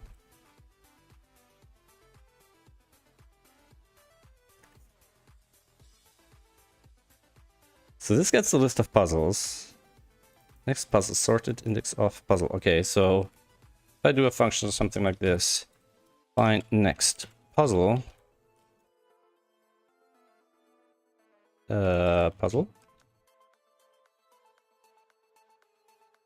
Right? Like this. And then we kind of want to do all of this stuff. Yada, yada, yada, yada. Then we'll just return that. Return. So we can just do equals that puzzle. And the sorting and all of that stuff should be taken care of. Right? And then next puzzle is optional here. And we'll just do, what do we check for? Null or undefined or undefined? So we'll just do something like this. Next puzzle. We'll do this or this, like that. And then it'll be with the title. Just like that, huh? Just like that. What does that look like? I mean, if I just do that, isn't that just gonna already visually do the thing? Come on the section before you move on. So next time you come to review the code, you know what it does. Yeah, good point. What section were you talking about? Yeah, I mean, most of the time, if code is so quote-unquote bad that I don't know what it does, I feel like I should improve the code and make it clearer, you know what I mean? Is this too chunky? Trying to remember. But that's kind of how it was before. Let's see, if we go to a place where the next puzzle name is kind of large, so maybe, no. Ideally a puzzle that we have already solved. Can I sort by progress? Group. Right, so wreath, wagon wheel, vanishing point is kind of long. Roundabout, quasar, bonus puzzle 1. I think vanishing point is the longest, right? So if we go to wagon wheel, which are, by the way, great puzzles by James Sinclair from his newsletter, Artisanal Sudoku. These must be older ones. They have solution included. Are you sure there's no solution? Work.app.source puzzle .so.meta no source puzzle. Where would the solution be in these? Would it be encoded in a cage? Probably. Oh, they didn't have a solution included. Interesting. Alternator. Wait, why is next alternator here? Wait a second. Sort.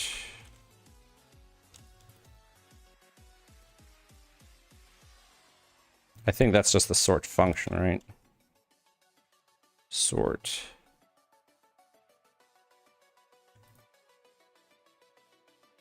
Get data sort.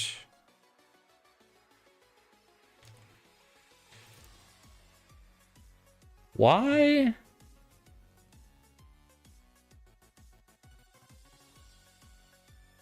Why is this not getting us vanishing point? Sort by progress. Alternator. Sorted. So if I do this, sort it, and I map these to their titles, is that going to be useful, or is it just going to be an endlessly long spammy list that's not going to help me at all? Alright, let's do this. Wagon wheel, alternator. wagon wheel,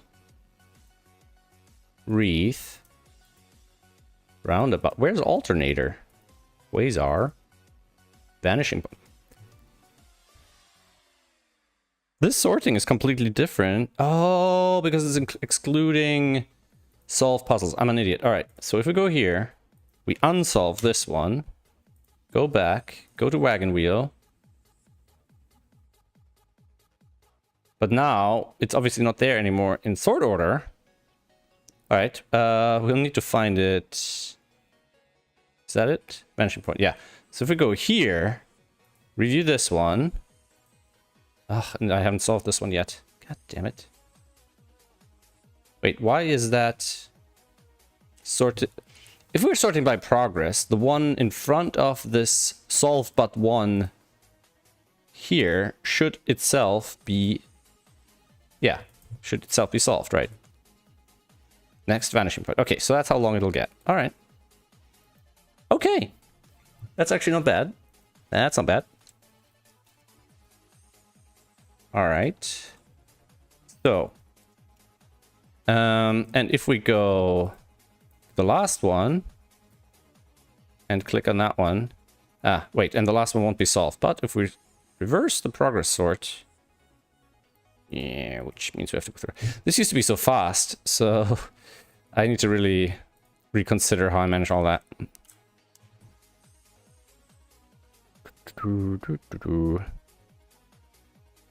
So yeah, so this one doesn't have a next. And then review should just close the thing. Okay, so let's do all of this for a sec. Let's just assume this is all good. Which it very well might be. It's not impossible. Okay, next puzzle. We'll do that. Put that here. Options element. Now, we need to give these buttons event handlers, so we can actually react to them being pressed. And to do that, we'll give them some IDs. So we'll just do btn puzzle back, or btn puzzle back. Yeah, why not? And then btn puzzle review. And finally, btn puzzle next. And then we can basically just sort of kind of just do this. Options element dot children dot for each dot add event listener click. Now, is that safe to do? I hope that's safe to do in mobile contexts. Handle dialog button. All right, we'll have something up here somewhere.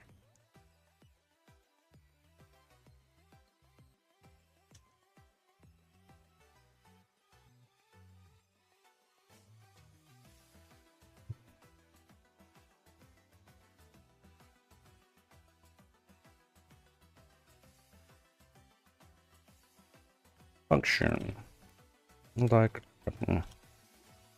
We have arguments here.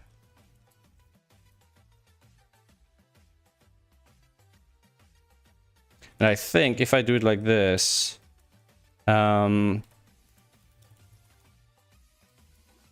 this should be the button.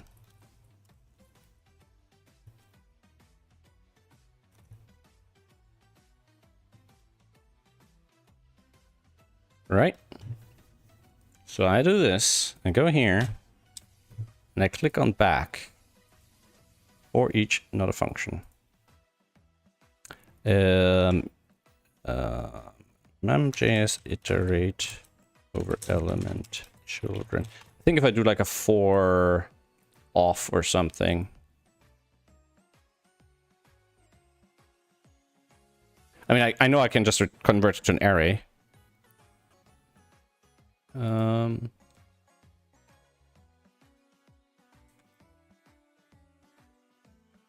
Do I really have to do this? For child in children. Yeah, I think that makes sense.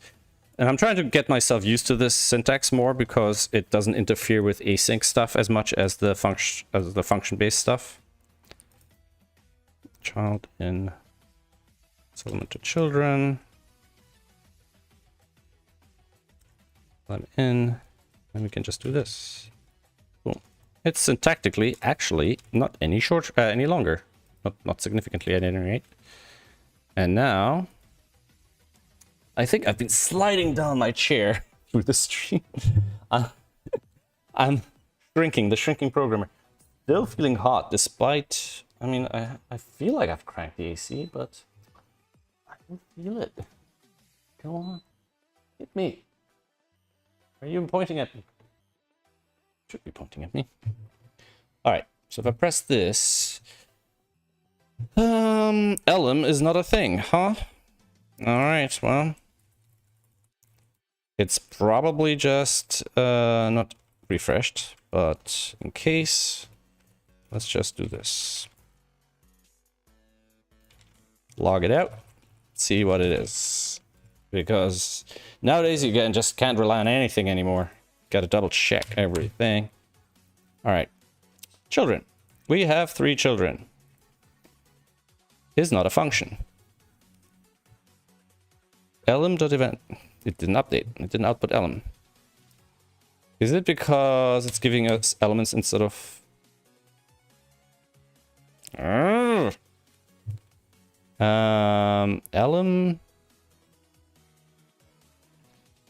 what? No, this gives us the indexes. We don't indexer.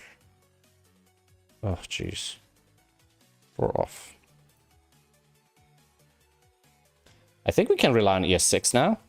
I hope. And now... Alright.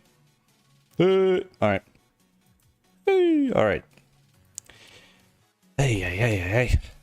Basics. Yeah, 4 off. That syntax, I'm so not used to it yet. I haven't been using it long enough. It's too modern for me.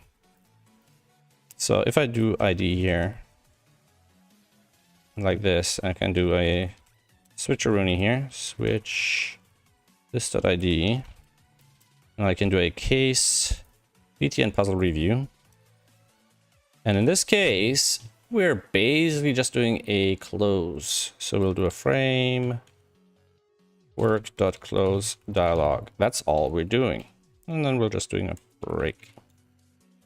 Boom. Booyaka. And I don't think I need to unhook anything here. I think all of that should be okay.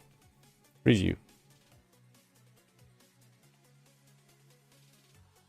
I think it wasn't refreshed. Review. Do it again. Back. Review. Okay. Now, what did used to happen on the back button? Handle button. Back to listing. Handle console. Yeah, we probably need to handle console as a back to listing. So then we're gonna do a go to page reviews, just a framework.close dialog. And I'll do a case puzzle back. Basically do this. And we want to handle dialog close.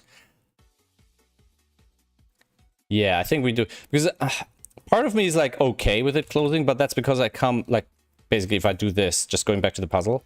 But for an app user, that's not obvious. When you finish the puzzle, most of them just want to move on. It makes sense on the web version, but not here. And framework, we are fired an event here for sure. Okay. So at this point, we'll sort of trigger handle dialog close. What?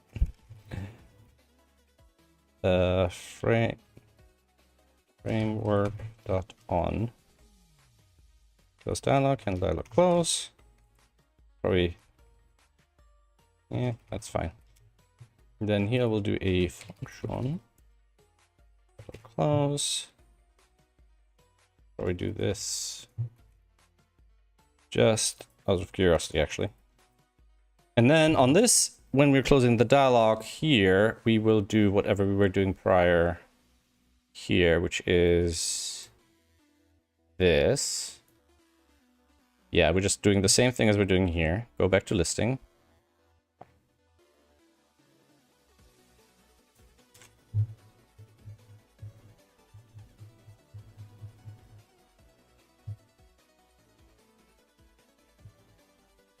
Okay.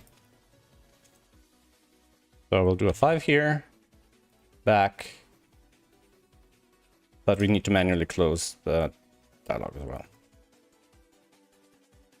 So I think here we basically just always want to close it and then do different things like that. While here, we always want to close it and then we're going to want to go back to listing. Anyways. All right. Can I just do this? Smooth my way back in here. If I do this, it takes us back. Cool. And if I do this, it also takes us back. Excellent. All right. So I think we don't actually care about this stuff, and we don't care about this stuff. And then finally, it's the next case. And we'll invert that here. And we'll do something. Well, it doesn't matter. We'll go here. Oh. It did not like that. What happened there? I do this. Okay. I do this. Next vanishing point.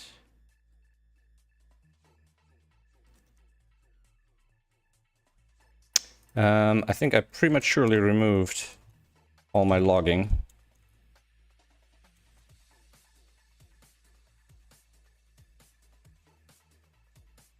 Oh yeah, wait, it would hit here and hit close dialog, but then we wouldn't have the thing. All right. Let's get rid of the close dialog so we don't have to fiddle with that too much. And then we'll have button, puzzle button next. And in this, at this point, we kind of want to do, where's the next puzzle? Here we go. You could kind of bring this up, right? So if we take these dialogues, move these functions down here, then we can just rely on this stuff already existing. And we'll do a little bit of validation here just to make sure this is initialized. But other than that, we should be good to go. I'll do 5. Now I do next vanishing point. We got a handle dialog button, but not the puzzle next yet, because I need to refresh yet again. We have that, okay. And then we'll do this. We'll do if next puzzle app.go to page, continue puzzle, next puzzle ID. 1, 2, 3, give it time to refresh, and boom. Next. That didn't work, guys. That didn't work. All right, that didn't work. 1 second. Hey, guys. Are you back early? Did he do his business? How long are the, where are the fireworks? This? Oh, because there's some Julians tonight. Yeah. Stop. I tried to go in different directions. Maybe we'll try later, like after 11. For just a quick round the block. Poor guy. Oh, poor Toby. Well, Toby, this guy, he's a bit scared of fireworks, and tonight they're like left, right, and center, and he didn't even want to walk, unfortunately. Poor guy. Might have to take him out after 11 or something when the stupid fireworks are finally done. All right, where were we? Oh yes, I want to know if this go-to page is getting executed correctly. Go-to page.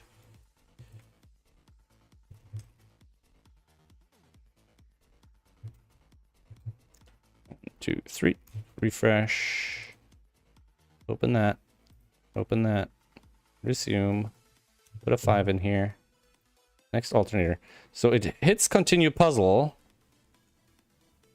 Oh, and then it hits handle dialog close. And then we're going go to page listing. So wait a second. Why do we hit... Okay. Handle dialog close. Create puzzle. Handle dialog close. Oh. Ah. Ooh. We need to disable that. Yeah, we only care about that if we're like closing under different circumstances, right? So here we'll do framework off. I think that should do the trick. Okay. Refresh twice just to see who's naughty nice. 5. Next assembly. We're in assembly. Resume puzzle. Sweet. Woo, all right. I think that's this for this particular dialogue. Now, I think this might have been the main dialogue we had to worry about. Obviously, I'll have to play a bunch and test some more, make sure this is it. But I'm quite close, or I'm quite certain is a strong word. I don't like using words like that. Powerful words, you know. A lot of meaning and all that. So let's not say that.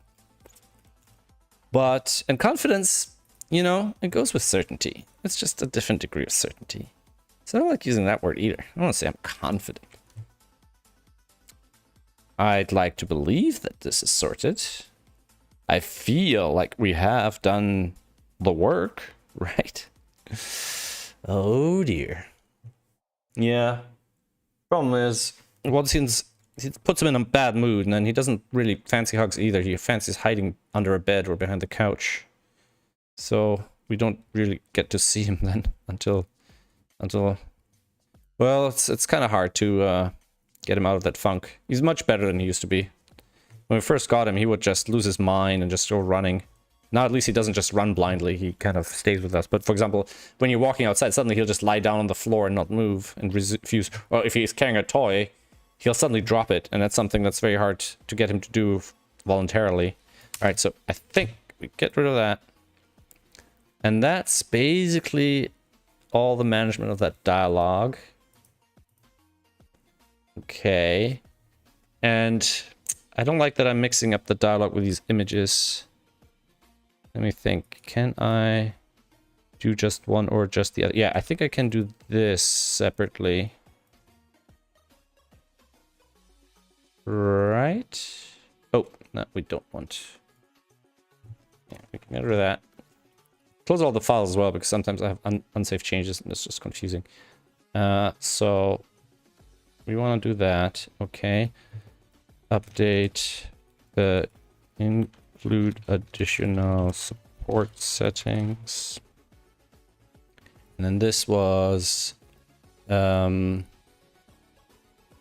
let's just make sure this is in create puzzle.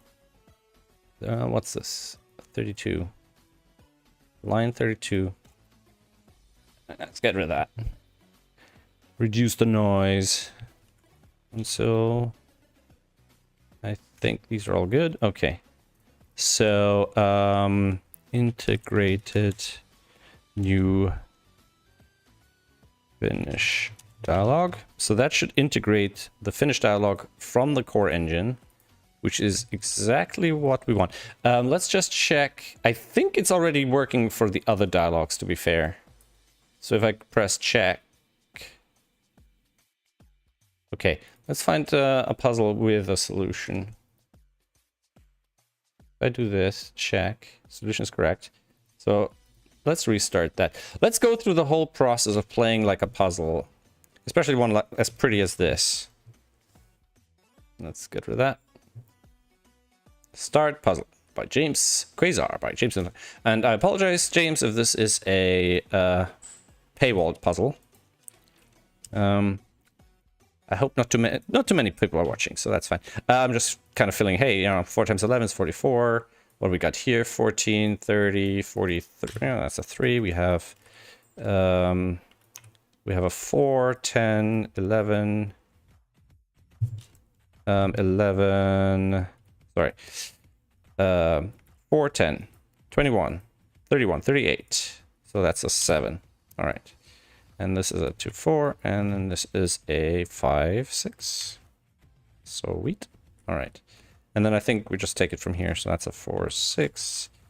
And then kind of these digits kind of point around. So, for example, well, this can't have a 1 or a 3 or a 7 in it. So 7 would be 2 not. So 2, 7, 1, 8, 3, 6 are all gone. So that's a 4, 5. For example, right? This can't be a 4, 7, can't be a 5, 6. So it could be a 2, 9 or a 3, 8. Oh, 3, 8. No 9, 8. So that's 4, 5, 6, or 7. And these are kind of small. So the 2 7s can't have a 3, 4 in them anymore. So they're 1, 2, 5, 6. And this is not the 1, 6. So that's like that. It's like that. That's a 2, 5. So that 5 is out of there. No, there's no 2, 5 in here. And then this one is a 7, 9. And then this has to have an 8, 4 in it, right? Yeah. 7, 9. 9. That was supposed to have a 2 in it, I think. That can be a 4. And let's see. No 1, no 6. So that's a 2, 7. And this one, no 3, no 4, 5. So 1, 2, 7, 8. Not a 1, not an 8, not a 7, not a 2. Not a 4. Okay, so this could be a 2, 9, 3, 8. Can't be a 4, 7. Could be a 5, 6. Except it can't be a 5, 6 because these are pointing at it. This can't be a 3. This can't be a 2. Okay. And then this one, no 9. 8, 3. No 3. No 7. So that's a 5, 6. Okay.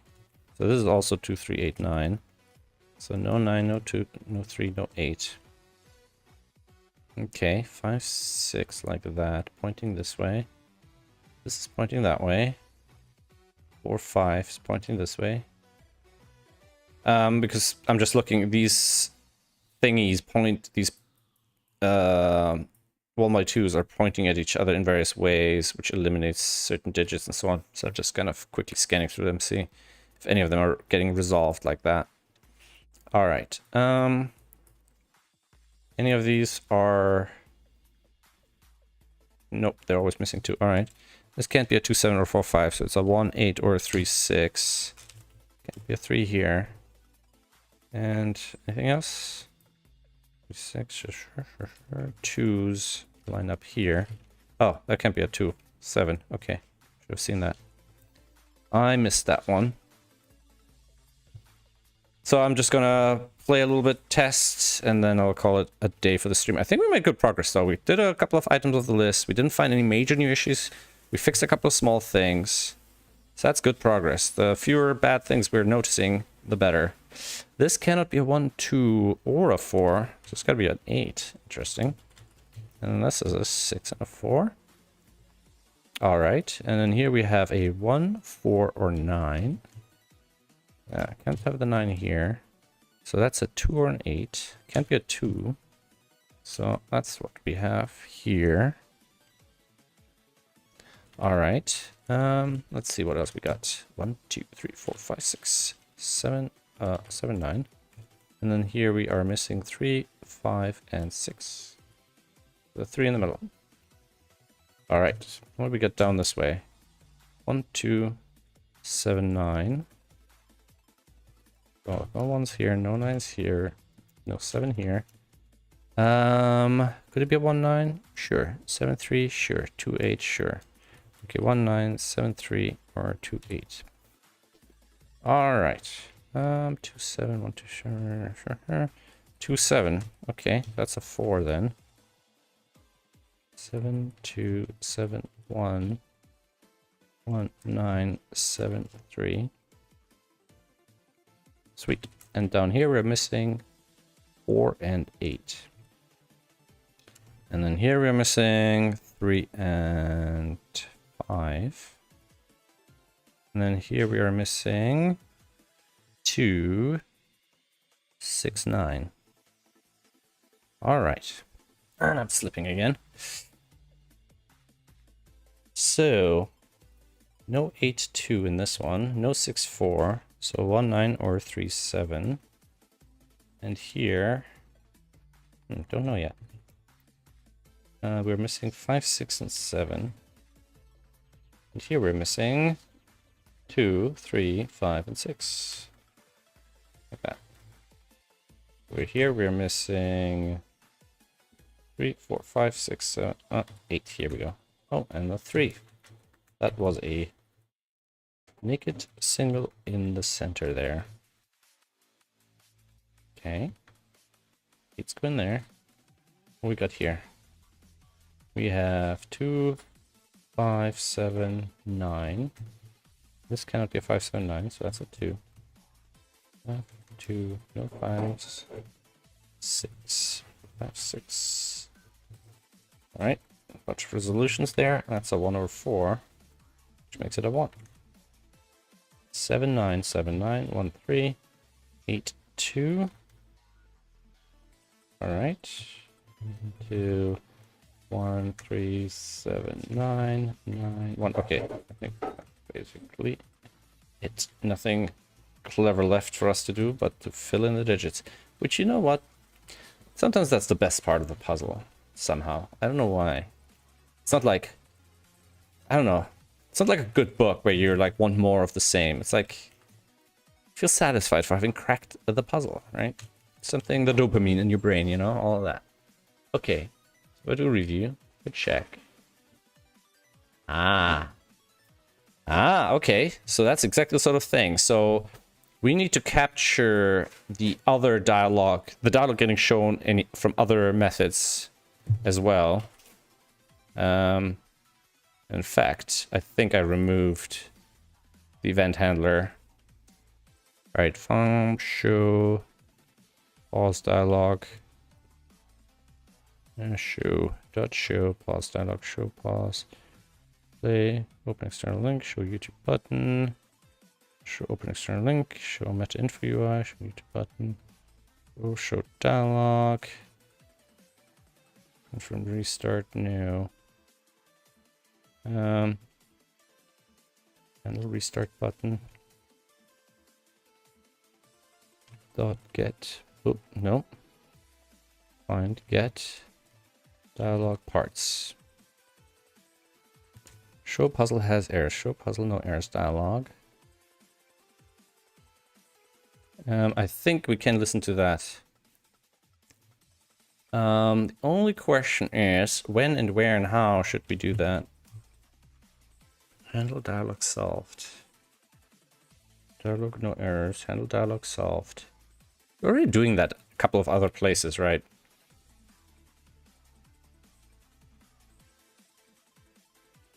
So let's see. This is all the extra stuff we're doing. Handle. Do we need to...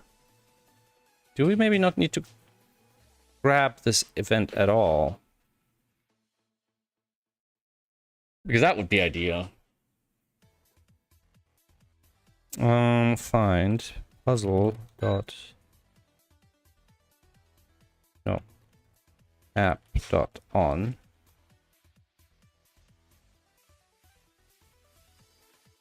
So we're already kind of doing this in a couple of places. Do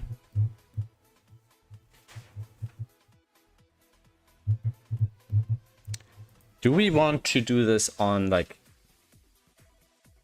I'm sorry. I'm kind of starting and stopping.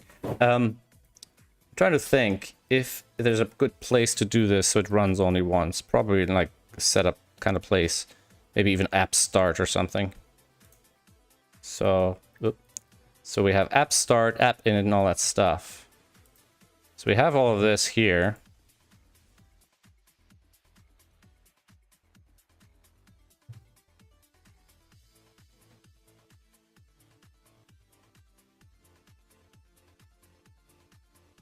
Init puzzle app. And then we could just do something like this. Here. Handle dialog, no errors.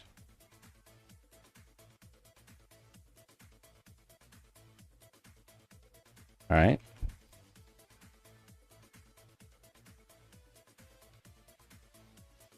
So if I do this here,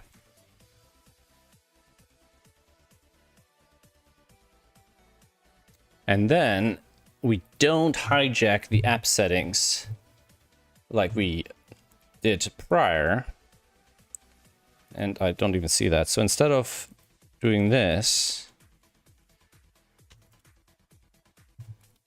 we'll do this. We're not substituting it. So if I do this, 6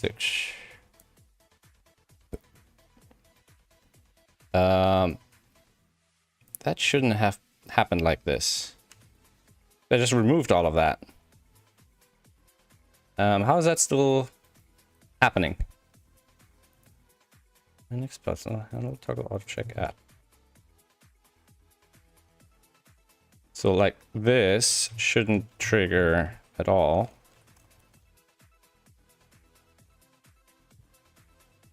Update puzzle progress. Yeah, this is the function that was getting called. Which now basically we'll have to move into this other place. Let me just make sure. Is this all refreshed? Yes. Update puzzle progress. Where is this getting called from? Dispatch event. 1:30. But this isn't supposed to get called anymore.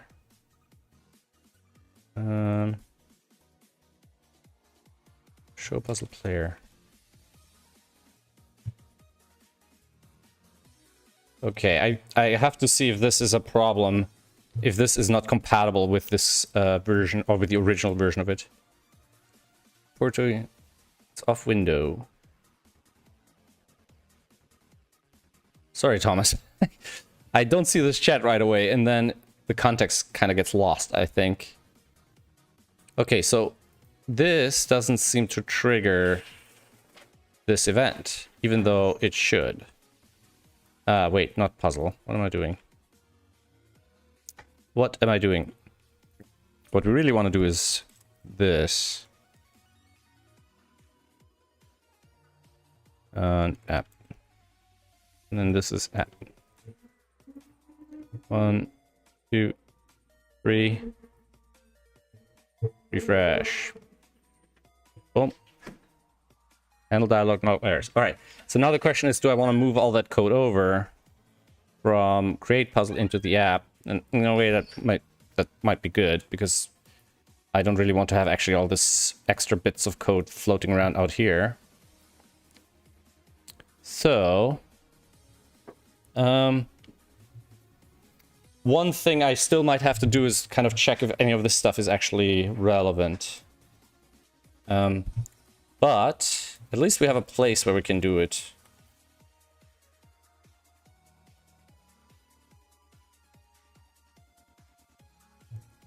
I mean, that dialogue, I think we want to do this every time that dialogue fires, and that event is precisely the right place to do that, really. I don't really see how it would be anything else.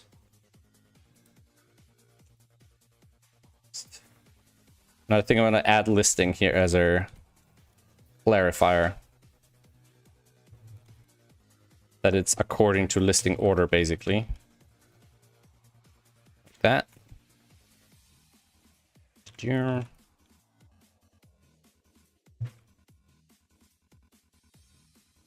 So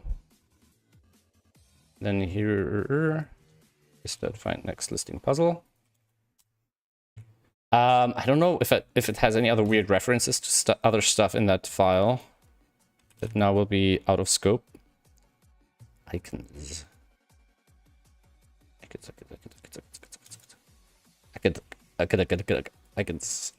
Where are the icons?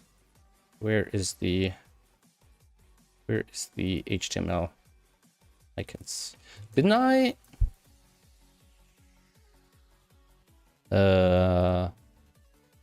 Wait. Icons. Here. Did I not copy that over? Elapsed time. Oh, no? No, I didn't. All right. Fine. All right. I might need another refresh. Yep.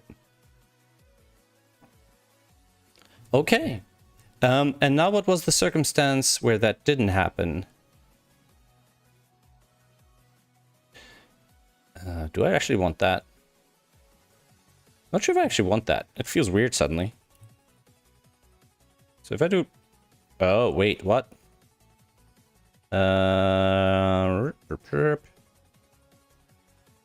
Okay, one sec. Some stuff here is not going according to plan. So we have the button handling. And it should stop this from happening. So if I go here, refresh this.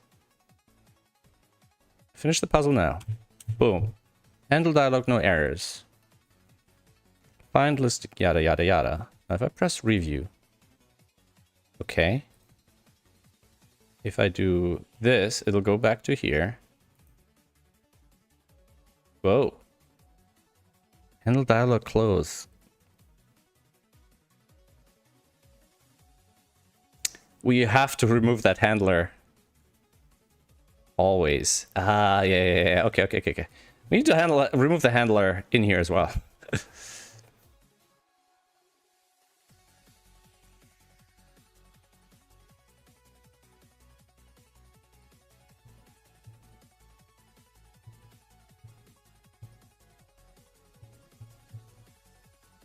I'm almost tempted if I can reuse this for this.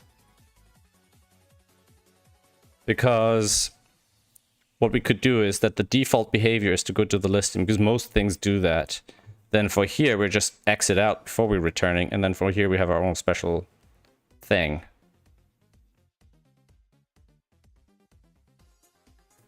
For now, I'm going to just keep it separate. It's just clear. Keep it explicit, right? Okay, so if I close this, it does that. I'm tempted to change that now, actually, because it still doesn't... One sec.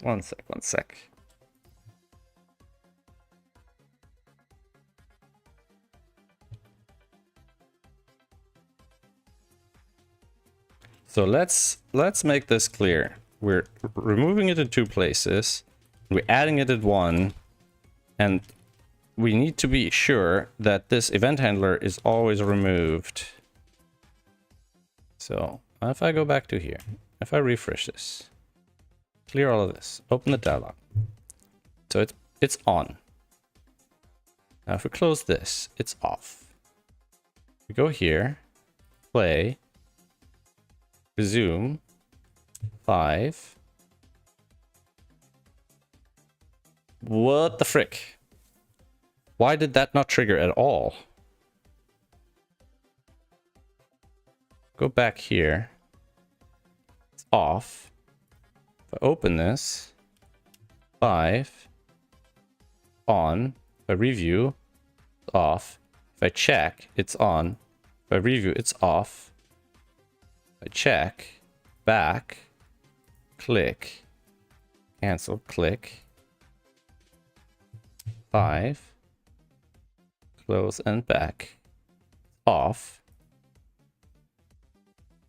5, close,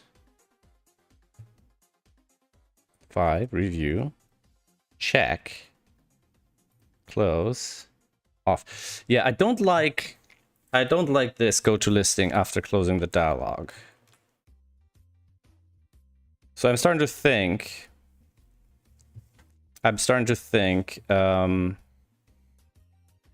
we should be able to go through here, right? Because we're doing all the same stuff, and then we're doing special things according to that. So we don't actually need that here. We can do this here. We can, I think this .id should always work. This should never be undefined. Yeah, and then we can get rid of that. I think that should be a lot cleaner. I mean, it's minor details. Resume. 5. Review. Framework off twice. Handle dialog button. Handle dialog button. Why does that trigger twice here? Why does that trigger twice? Once from handle dialog button. No, sorry. Once as the close dialog event handler, and the other time up here. I don't know what triggered it. Handle dialog button. Oh wait, sorry. Oh yeah, when you're pressing the review. But then why would it get triggered here? Because here we're actually removing the event handler. I have a weird feeling about this. Why is it triggering handle dialog button here when we've already gone through here? And that's going to cause a problem. Framework on, framework off. I have a scary feeling that the event system basically grabs all the event handlers.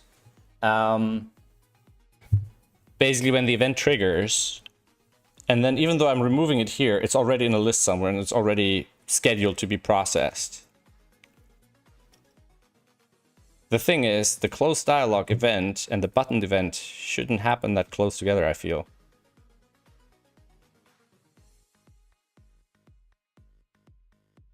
I mean, the easiest thing to do is have some sort of flag. So let dialog closed equals false, right? Dialog closed equals false. And then we'll just say dialog closed equals true. And then here, if dialog closed, return. And that should gate it, that it only fires once here. All right. And it just reset the puzzle. Yeah, that's not good. Right. Review. So what happens here? We have the review button here, false. Dialog closed is false. If dialog close, return. But it gets to here, it does disable that. Handle dialog close. Oh, I'm an idiot. I was removing the wrong event handler. That would do it. Or more accurately, that won't do it. And if I do this, undefined false. Switch ID. We should have default break. Okay, check. Back. Okay. Open. 9. Next. Resume. Back. Go here. Play. Check. Close. Check. Close. Check. Close. Check. Close. Check. Review. Check. Back. All right. I mean, this is the sort of thing that'll take a whole bunch of testing. But in principle, this looks solid-ish. So that means we can get rid of a whole bunch of extra rubbish. All of these functions here. We can get rid of this one. We can get rid of this one. We can get rid of handle puzzle completed. I think that's not even used anywhere now. And that's kind of nice. Yeah, so we can get rid of that. This we also can get rid of now. So less custom code. more parity, feature parity with the engine. Then engine updates will be easier to port over. Updates won't take as long. Yada, yada, yada. That's very nice. All right. Any weird logging that I left behind? Maybe down here? No, no, no. That looks all pretty clean. By my standards anyways. And then here, we just basically removed all the stuff that we're not using now. All right. That's actually really sweet. That'll take a bunch of testing. But that also means now other dialogues should just work, right? So if I go here and I'll just check, it's done. Next assembly, boom. If I go back, that should now, whichever puzzle that was, I should have paid closer attention. Because it was already filled in, but it wasn't registered yet as solved. It should be in here now. But I don't remember what was it called. Wait, did it say here? Find next puzzle listing. Find next puzzle. I'm also not working on the updated code, which is kind of embarrassing. Was it this one? Did the thumbnail do a weird update thing? Oh no, it's just the switch to the actual thumbnail. Huh, if it's already there, that shouldn't take that long. Let's see. Dialogue, puzzle, thumbnail, flashes, loader, thumb, even when thumb is already available. So it should just put in the correct thumbnail image immediately if it exists. All right, and that's definitely still more important than that. Okay. All right. I think this was a good session. I think we've fixed more than we broke, which is, you know, this is what I aim for. Add more new things than you remove old things. That's my ambition in life.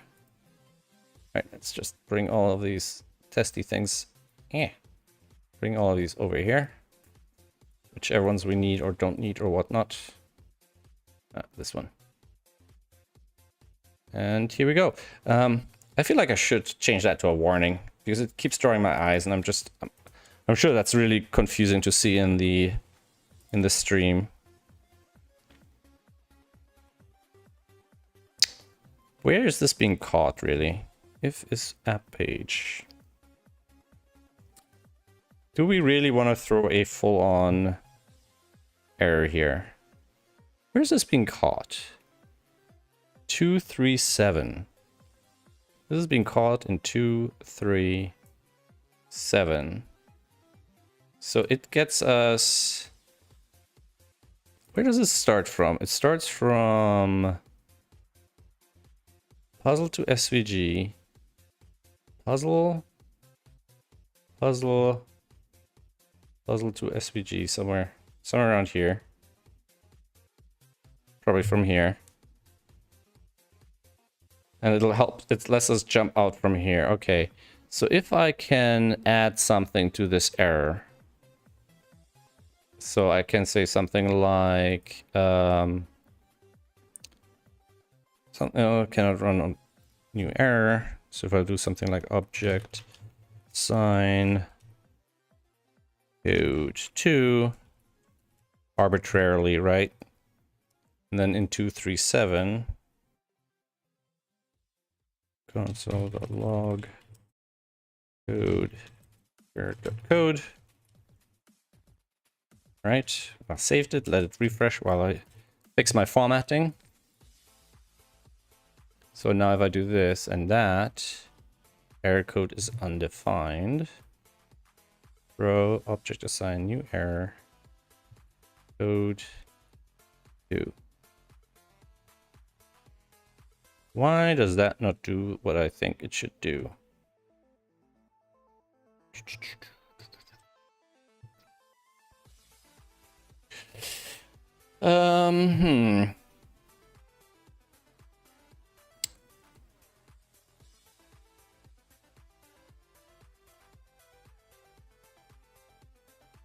Error.code. Undefined. JavaScript error add code.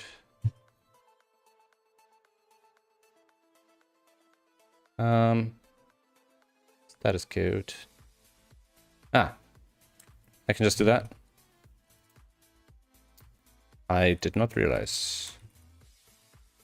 Okay. So if I go in here, still no code, maybe because I needed to refresh. Boom, boom. No. What about status code? What about status code? Maybe I'm looking at the wrong place. Thumbnail can run on puzzle page. Maybe that is in more than one place.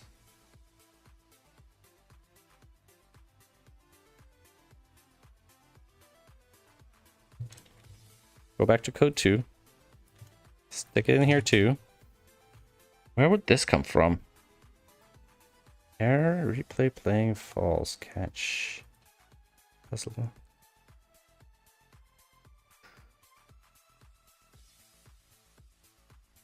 Boom.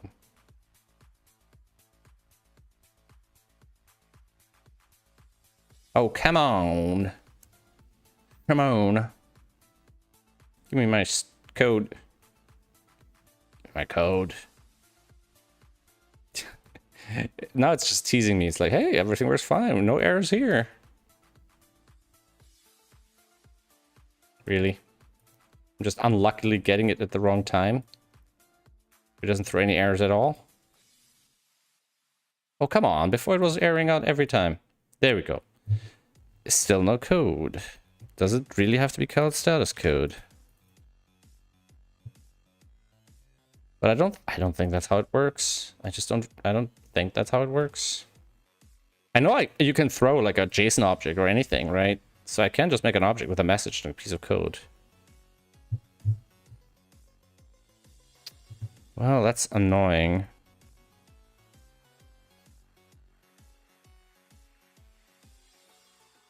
Let's do this as well. And then we can just here say message. Message. I mean, that should also do the trick, shouldn't it?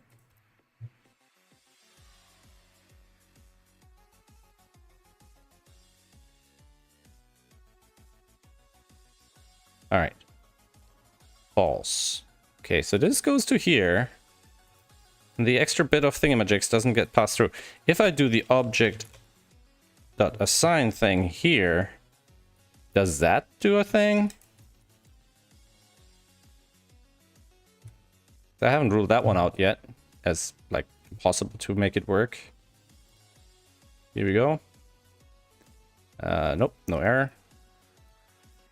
No error. It just needs to hit it in the right place. Here we go. Okay, so so it does work. I was just doing it in the wrong place. And then I switched to the other method and that didn't work at all. And that got me all confused. All right. All right. So we'll do that here. That's its own thing. And then down here, instead of checking for the message, which, you know, I'd like to be able to change from time to time without other things breaking, we'll just do if error.code equals 2, do this, else do this.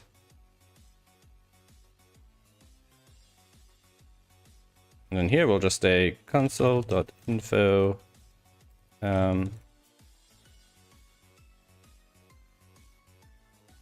stopping thumbnail loading you to entering puzzle.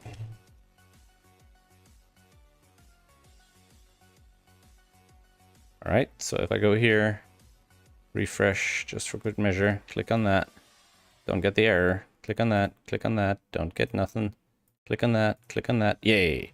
download and do the entering puzzle. And then we'll still get this. Promise. Oh, because it's re-throwing down here. So I probably want to do this. And this rethrow is only going to happen here. All right. That's also a small thing that I didn't even have on the list. And then we need to do a build and send it for review with Google and all that. Let's do the commit here. Integrated new core dialogues. I think that's the shortest way of putting it. All right, let's play one puzzle for some basic testing. Make sure I didn't just completely break everything. And then I'll call that a day for a stream. It's getting late, and I think people are waiting for me so they can start having dinner. Let's just do one of these little simple killer cages. I think this was quite interesting. I did it a couple of days ago. Let's see. Is that big enough on the screen so we have our logs and everything still visible? Oop. That. And like that. And like that. And we're going to reset it before I accidentally look at it. Start the puzzle. So we have the solve counter here as well. This one took me quite a bit actually last time. It wasn't as simple as it first appeared. 15. All right, that's 1, 2, 3, 4, 5. That's a simple one. And this is not 1, 3. And that's not 2, 4, 5. Here we go. 16. Don't know. 14. It's got a couple options. 7. We know what this is. 1, 2, 4. What do we know about these guys? 12 and 16. I don't think we know much. We know these are 6, 7, 8, 9. This is 5, 6, 7, 8, 9. 5, 6, 7, 8, 9. Oh, yeah. Now I remember. These are 1, 2, 3, 4, 5. So these can't be 5. And then these are 6, 7, 8, 9. But this can't be a 9. So this has now 2 from 6, 7, 8, 9. So it's not this one. That's not this one. Not this one. Not this one. Not this one. Not this one. This one. So this is 1, 2. And this is 6, 7. So that's 8, 9. Which makes this a 5. And that makes this a 6, 8. Oops. 9, 8. All right. This cannot be a 1. That can't be a 3. Okay. That's a 1 now. Don't know. I don't think this can be a 1, but we know there's a 1 up here. Fair enough. There's a 3 here. What are we missing here? 2, 3, 4, and 6, 7. No 6 here. Nope, 6. 3s, no 2s. All right, no 3 either. So it's 2, 3. So that's a 3. So that puts a 3 over here. All right. All right. 2s. 2s go over here. 2s go up here. The 1. 8, 8. That's an 8. This doesn't have a 1 in it now. I guess it doesn't have in it. It doesn't have a 3 in it. Okay, now there's a 2 in it. And the 2 has to be here. Interesting. That's a 2 now. The 2 here. And what goes with the 2? 4, 7, 5, 6. Anything excluded yet? Not yet. What are we missing in this row? 4 and 7. And then up here we are left with 5, 6, and 9. So 6 down here. 5, 6, 9. So this has got to be 5, 6. Alright, and that's 1, 2, 4, 7. 6 is down here. Right, so this now doesn't have a 2. Hardly magical. This one doesn't have a 2 either. Slowing down. 3. 1, 2, 3, 4, 5, 6. Sixes. 7s. 8s. 8 in it. Don't know. 9s. This doesn't have a 9 in it. Oh, that's good to know. So there's a 9 here. 1 here. So this has a 9 for sure now. Okay. This could still have a 1 or a 2 in it. Right. This one does not have a 9 in it. This was hardly a revelation. This one doesn't have 1 and 4 in it. So I can exclude a couple here. No 1 in it from here. What about this one? It's kind of a 2 in it, yeah. 6, 8. No, I don't really see this one. I have a 6 and an 8 in it. Not here. They could be here in opposite direction to these, so yeah, I suppose so. Alright. What we got down here? 3, 5, 6, 7. 2. 2.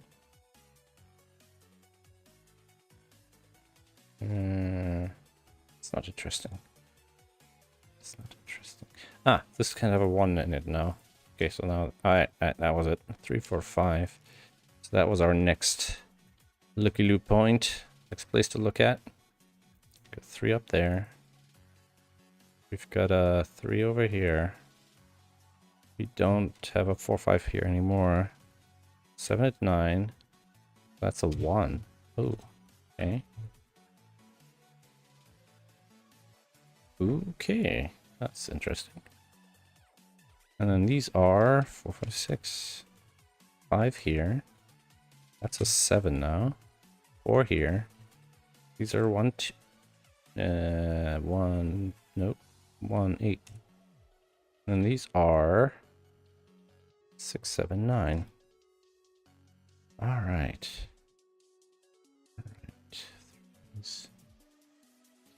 Choose. So this can't have a 1 anymore. Kind of cuts it down a bit. Could have a 2 and a 3 and a 7.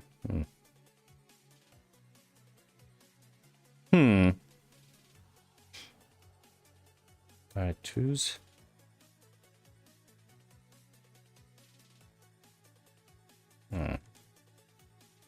Where are we off to next? Let me just double check the chats. Sorry if I haven't been responding. I don't always realize if some of the chats freeze up. Right, 4. Oh my god, I'm tired. So tired. Hey. Alright. I gotta be a bit smarter.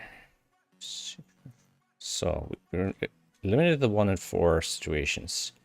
We could have a 3 in it, but we can't have a 3 and a 1 in it. Yeah, because I'd have to both go in here. So we can't have this one anymore. So now we have a 2 in it for sure. Again, hardly a revelation. I mean, okay, 2s could have gone here, but it didn't. So we have a 2 now. Oop. We could still have a 1 in it. We could still have a 4 in it. We don't have a 9 in it anymore.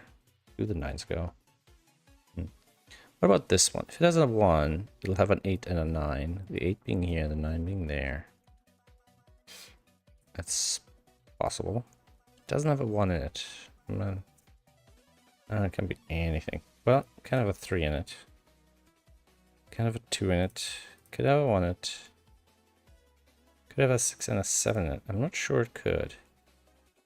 If it has a 6 and a 7, then this would be a, let's say 7, 6, 7, 6. That kind of works. Let's just have a feeling I'm limiting what I can put in here. So I'm gonna just fill this one up. Because this can't be an 8 and a 6. So this can't be a 6, which means, can this ever be a 7 down here? No, because 7 needs a 6. Ah, but no, but it can't be a 6, 7 either. So the 7 can't be here. So we could have a 7 and a 6 here, but that's about it. What else is weird? 1 goes with 8, 9. 8 can't be here. But 9 could also go with 4, 5. Alright. 1, 2, 3, 4, 5, 6, 7, 8, 9. Not 6. Could this ever be a 4? No, because it sees all 3 of these. So that can't be a 4. 4, 6. So we cannot have a 4, 6, 8 now. In fact, we need a 5, 7, or 9. So we need a 9 or 7. So it's, yeah, so it's one of these 3. And so the 5 and or 9 could go with a 4, 5 down here. If this is a 5, oh, it can be this. It cannot be that one. So if it's that one, it's a 7. If it's a 9, it could be 1, 8 down here or 4, 5. All right. Right. I was hoping for one more, to be honest. 6s. 6s are a high digit, but that isn't really super constrained because it's quite middling. So a lot of cages could have 6s in them, right? 2, 3, 4, 6, 7. What am I missing? I feel like there's something obvious I'm not looking at. 9s? Big digits?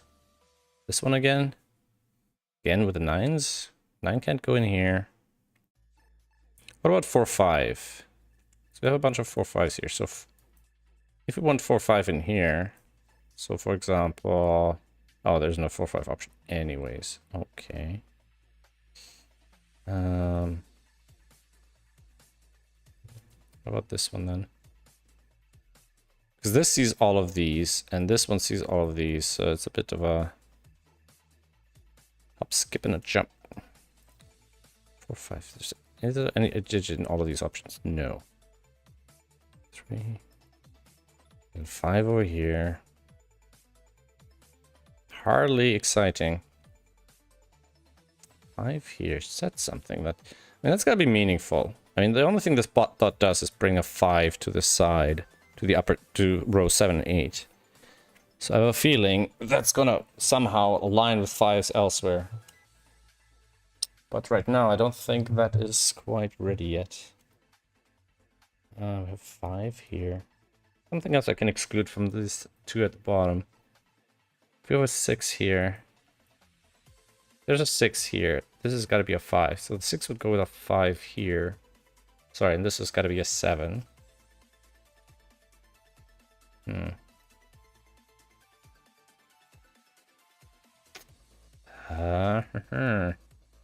We still don't even know if there's a 9 or a 1 in here. That's awkward. Alright, so we've excluded the 1, 4 option. We've excluded the 1 and 3 option somehow. But we have a 1 or 3 in here for sure. Oh yeah. Oh, whoa. Okay, wait a second. I didn't, oops. I didn't realize that. We always have a 1 or a 3. And they can't go here. So that is always a 1 or a 3. So we have always a 2 here. Look, it says 2 here. Alright. So we have a 1 or a 3 in here. We have a 2 here. And then the 2 goes with 4, 5, 6, 7, or 8.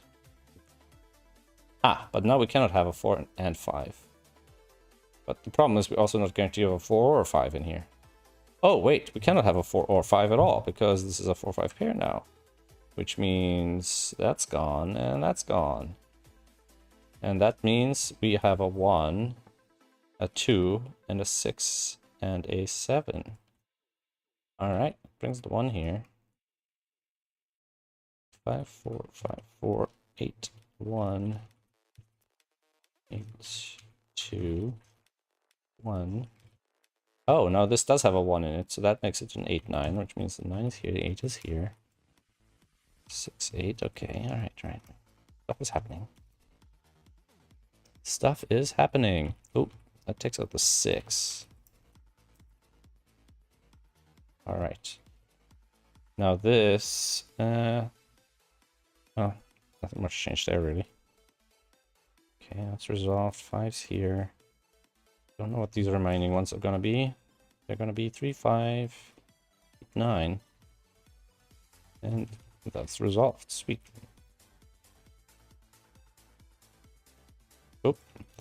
5 here. Ah, that finally puts a 3 in here. What about the 7? Oh, wait, what's this? 5. Okay, now we know. Now we know. That's it. I'd be surprised if there's anything else. Even the slightest sticking point, to be honest. I think we're all done with this wonderful puzzle by Simon Sinclair. Check out Artisanal Sudoku on his Substack. I really need to get around to adding source links to these kind of puzzles, so the puzzle setters can promote their own channels, right? Makes only sense. They're the ones making the puzzles. All on them. 1, 2, 3, 4, 5, 6, 7, 6, 7, 9, 6. 1, nope. 1, 2, 3, 4, 5, 6, 7, 8, and 9. And now, which option shall we test? This one. Looks fine. Ah, but I didn't run the check on startup. Ooh, oh, wait, why does this can't come up as a solve puzzle? So if I go to the last one here, for example, bonus puzzle 1. Okay. But if I go back to here, to a solve puzzle, it's gonna send me to a solve puzzle again. No. I think some of these progress values weren't correct. What I don't know is if the progress value was reset.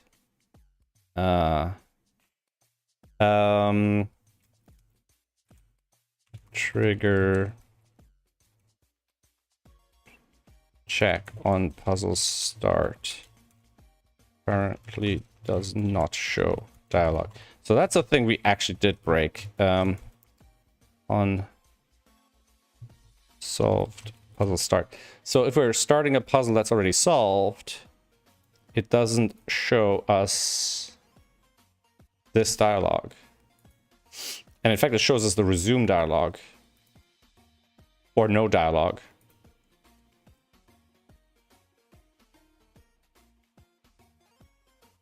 Yeah, I think that's something I can handle. All right, that's it for today. We're getting so close now.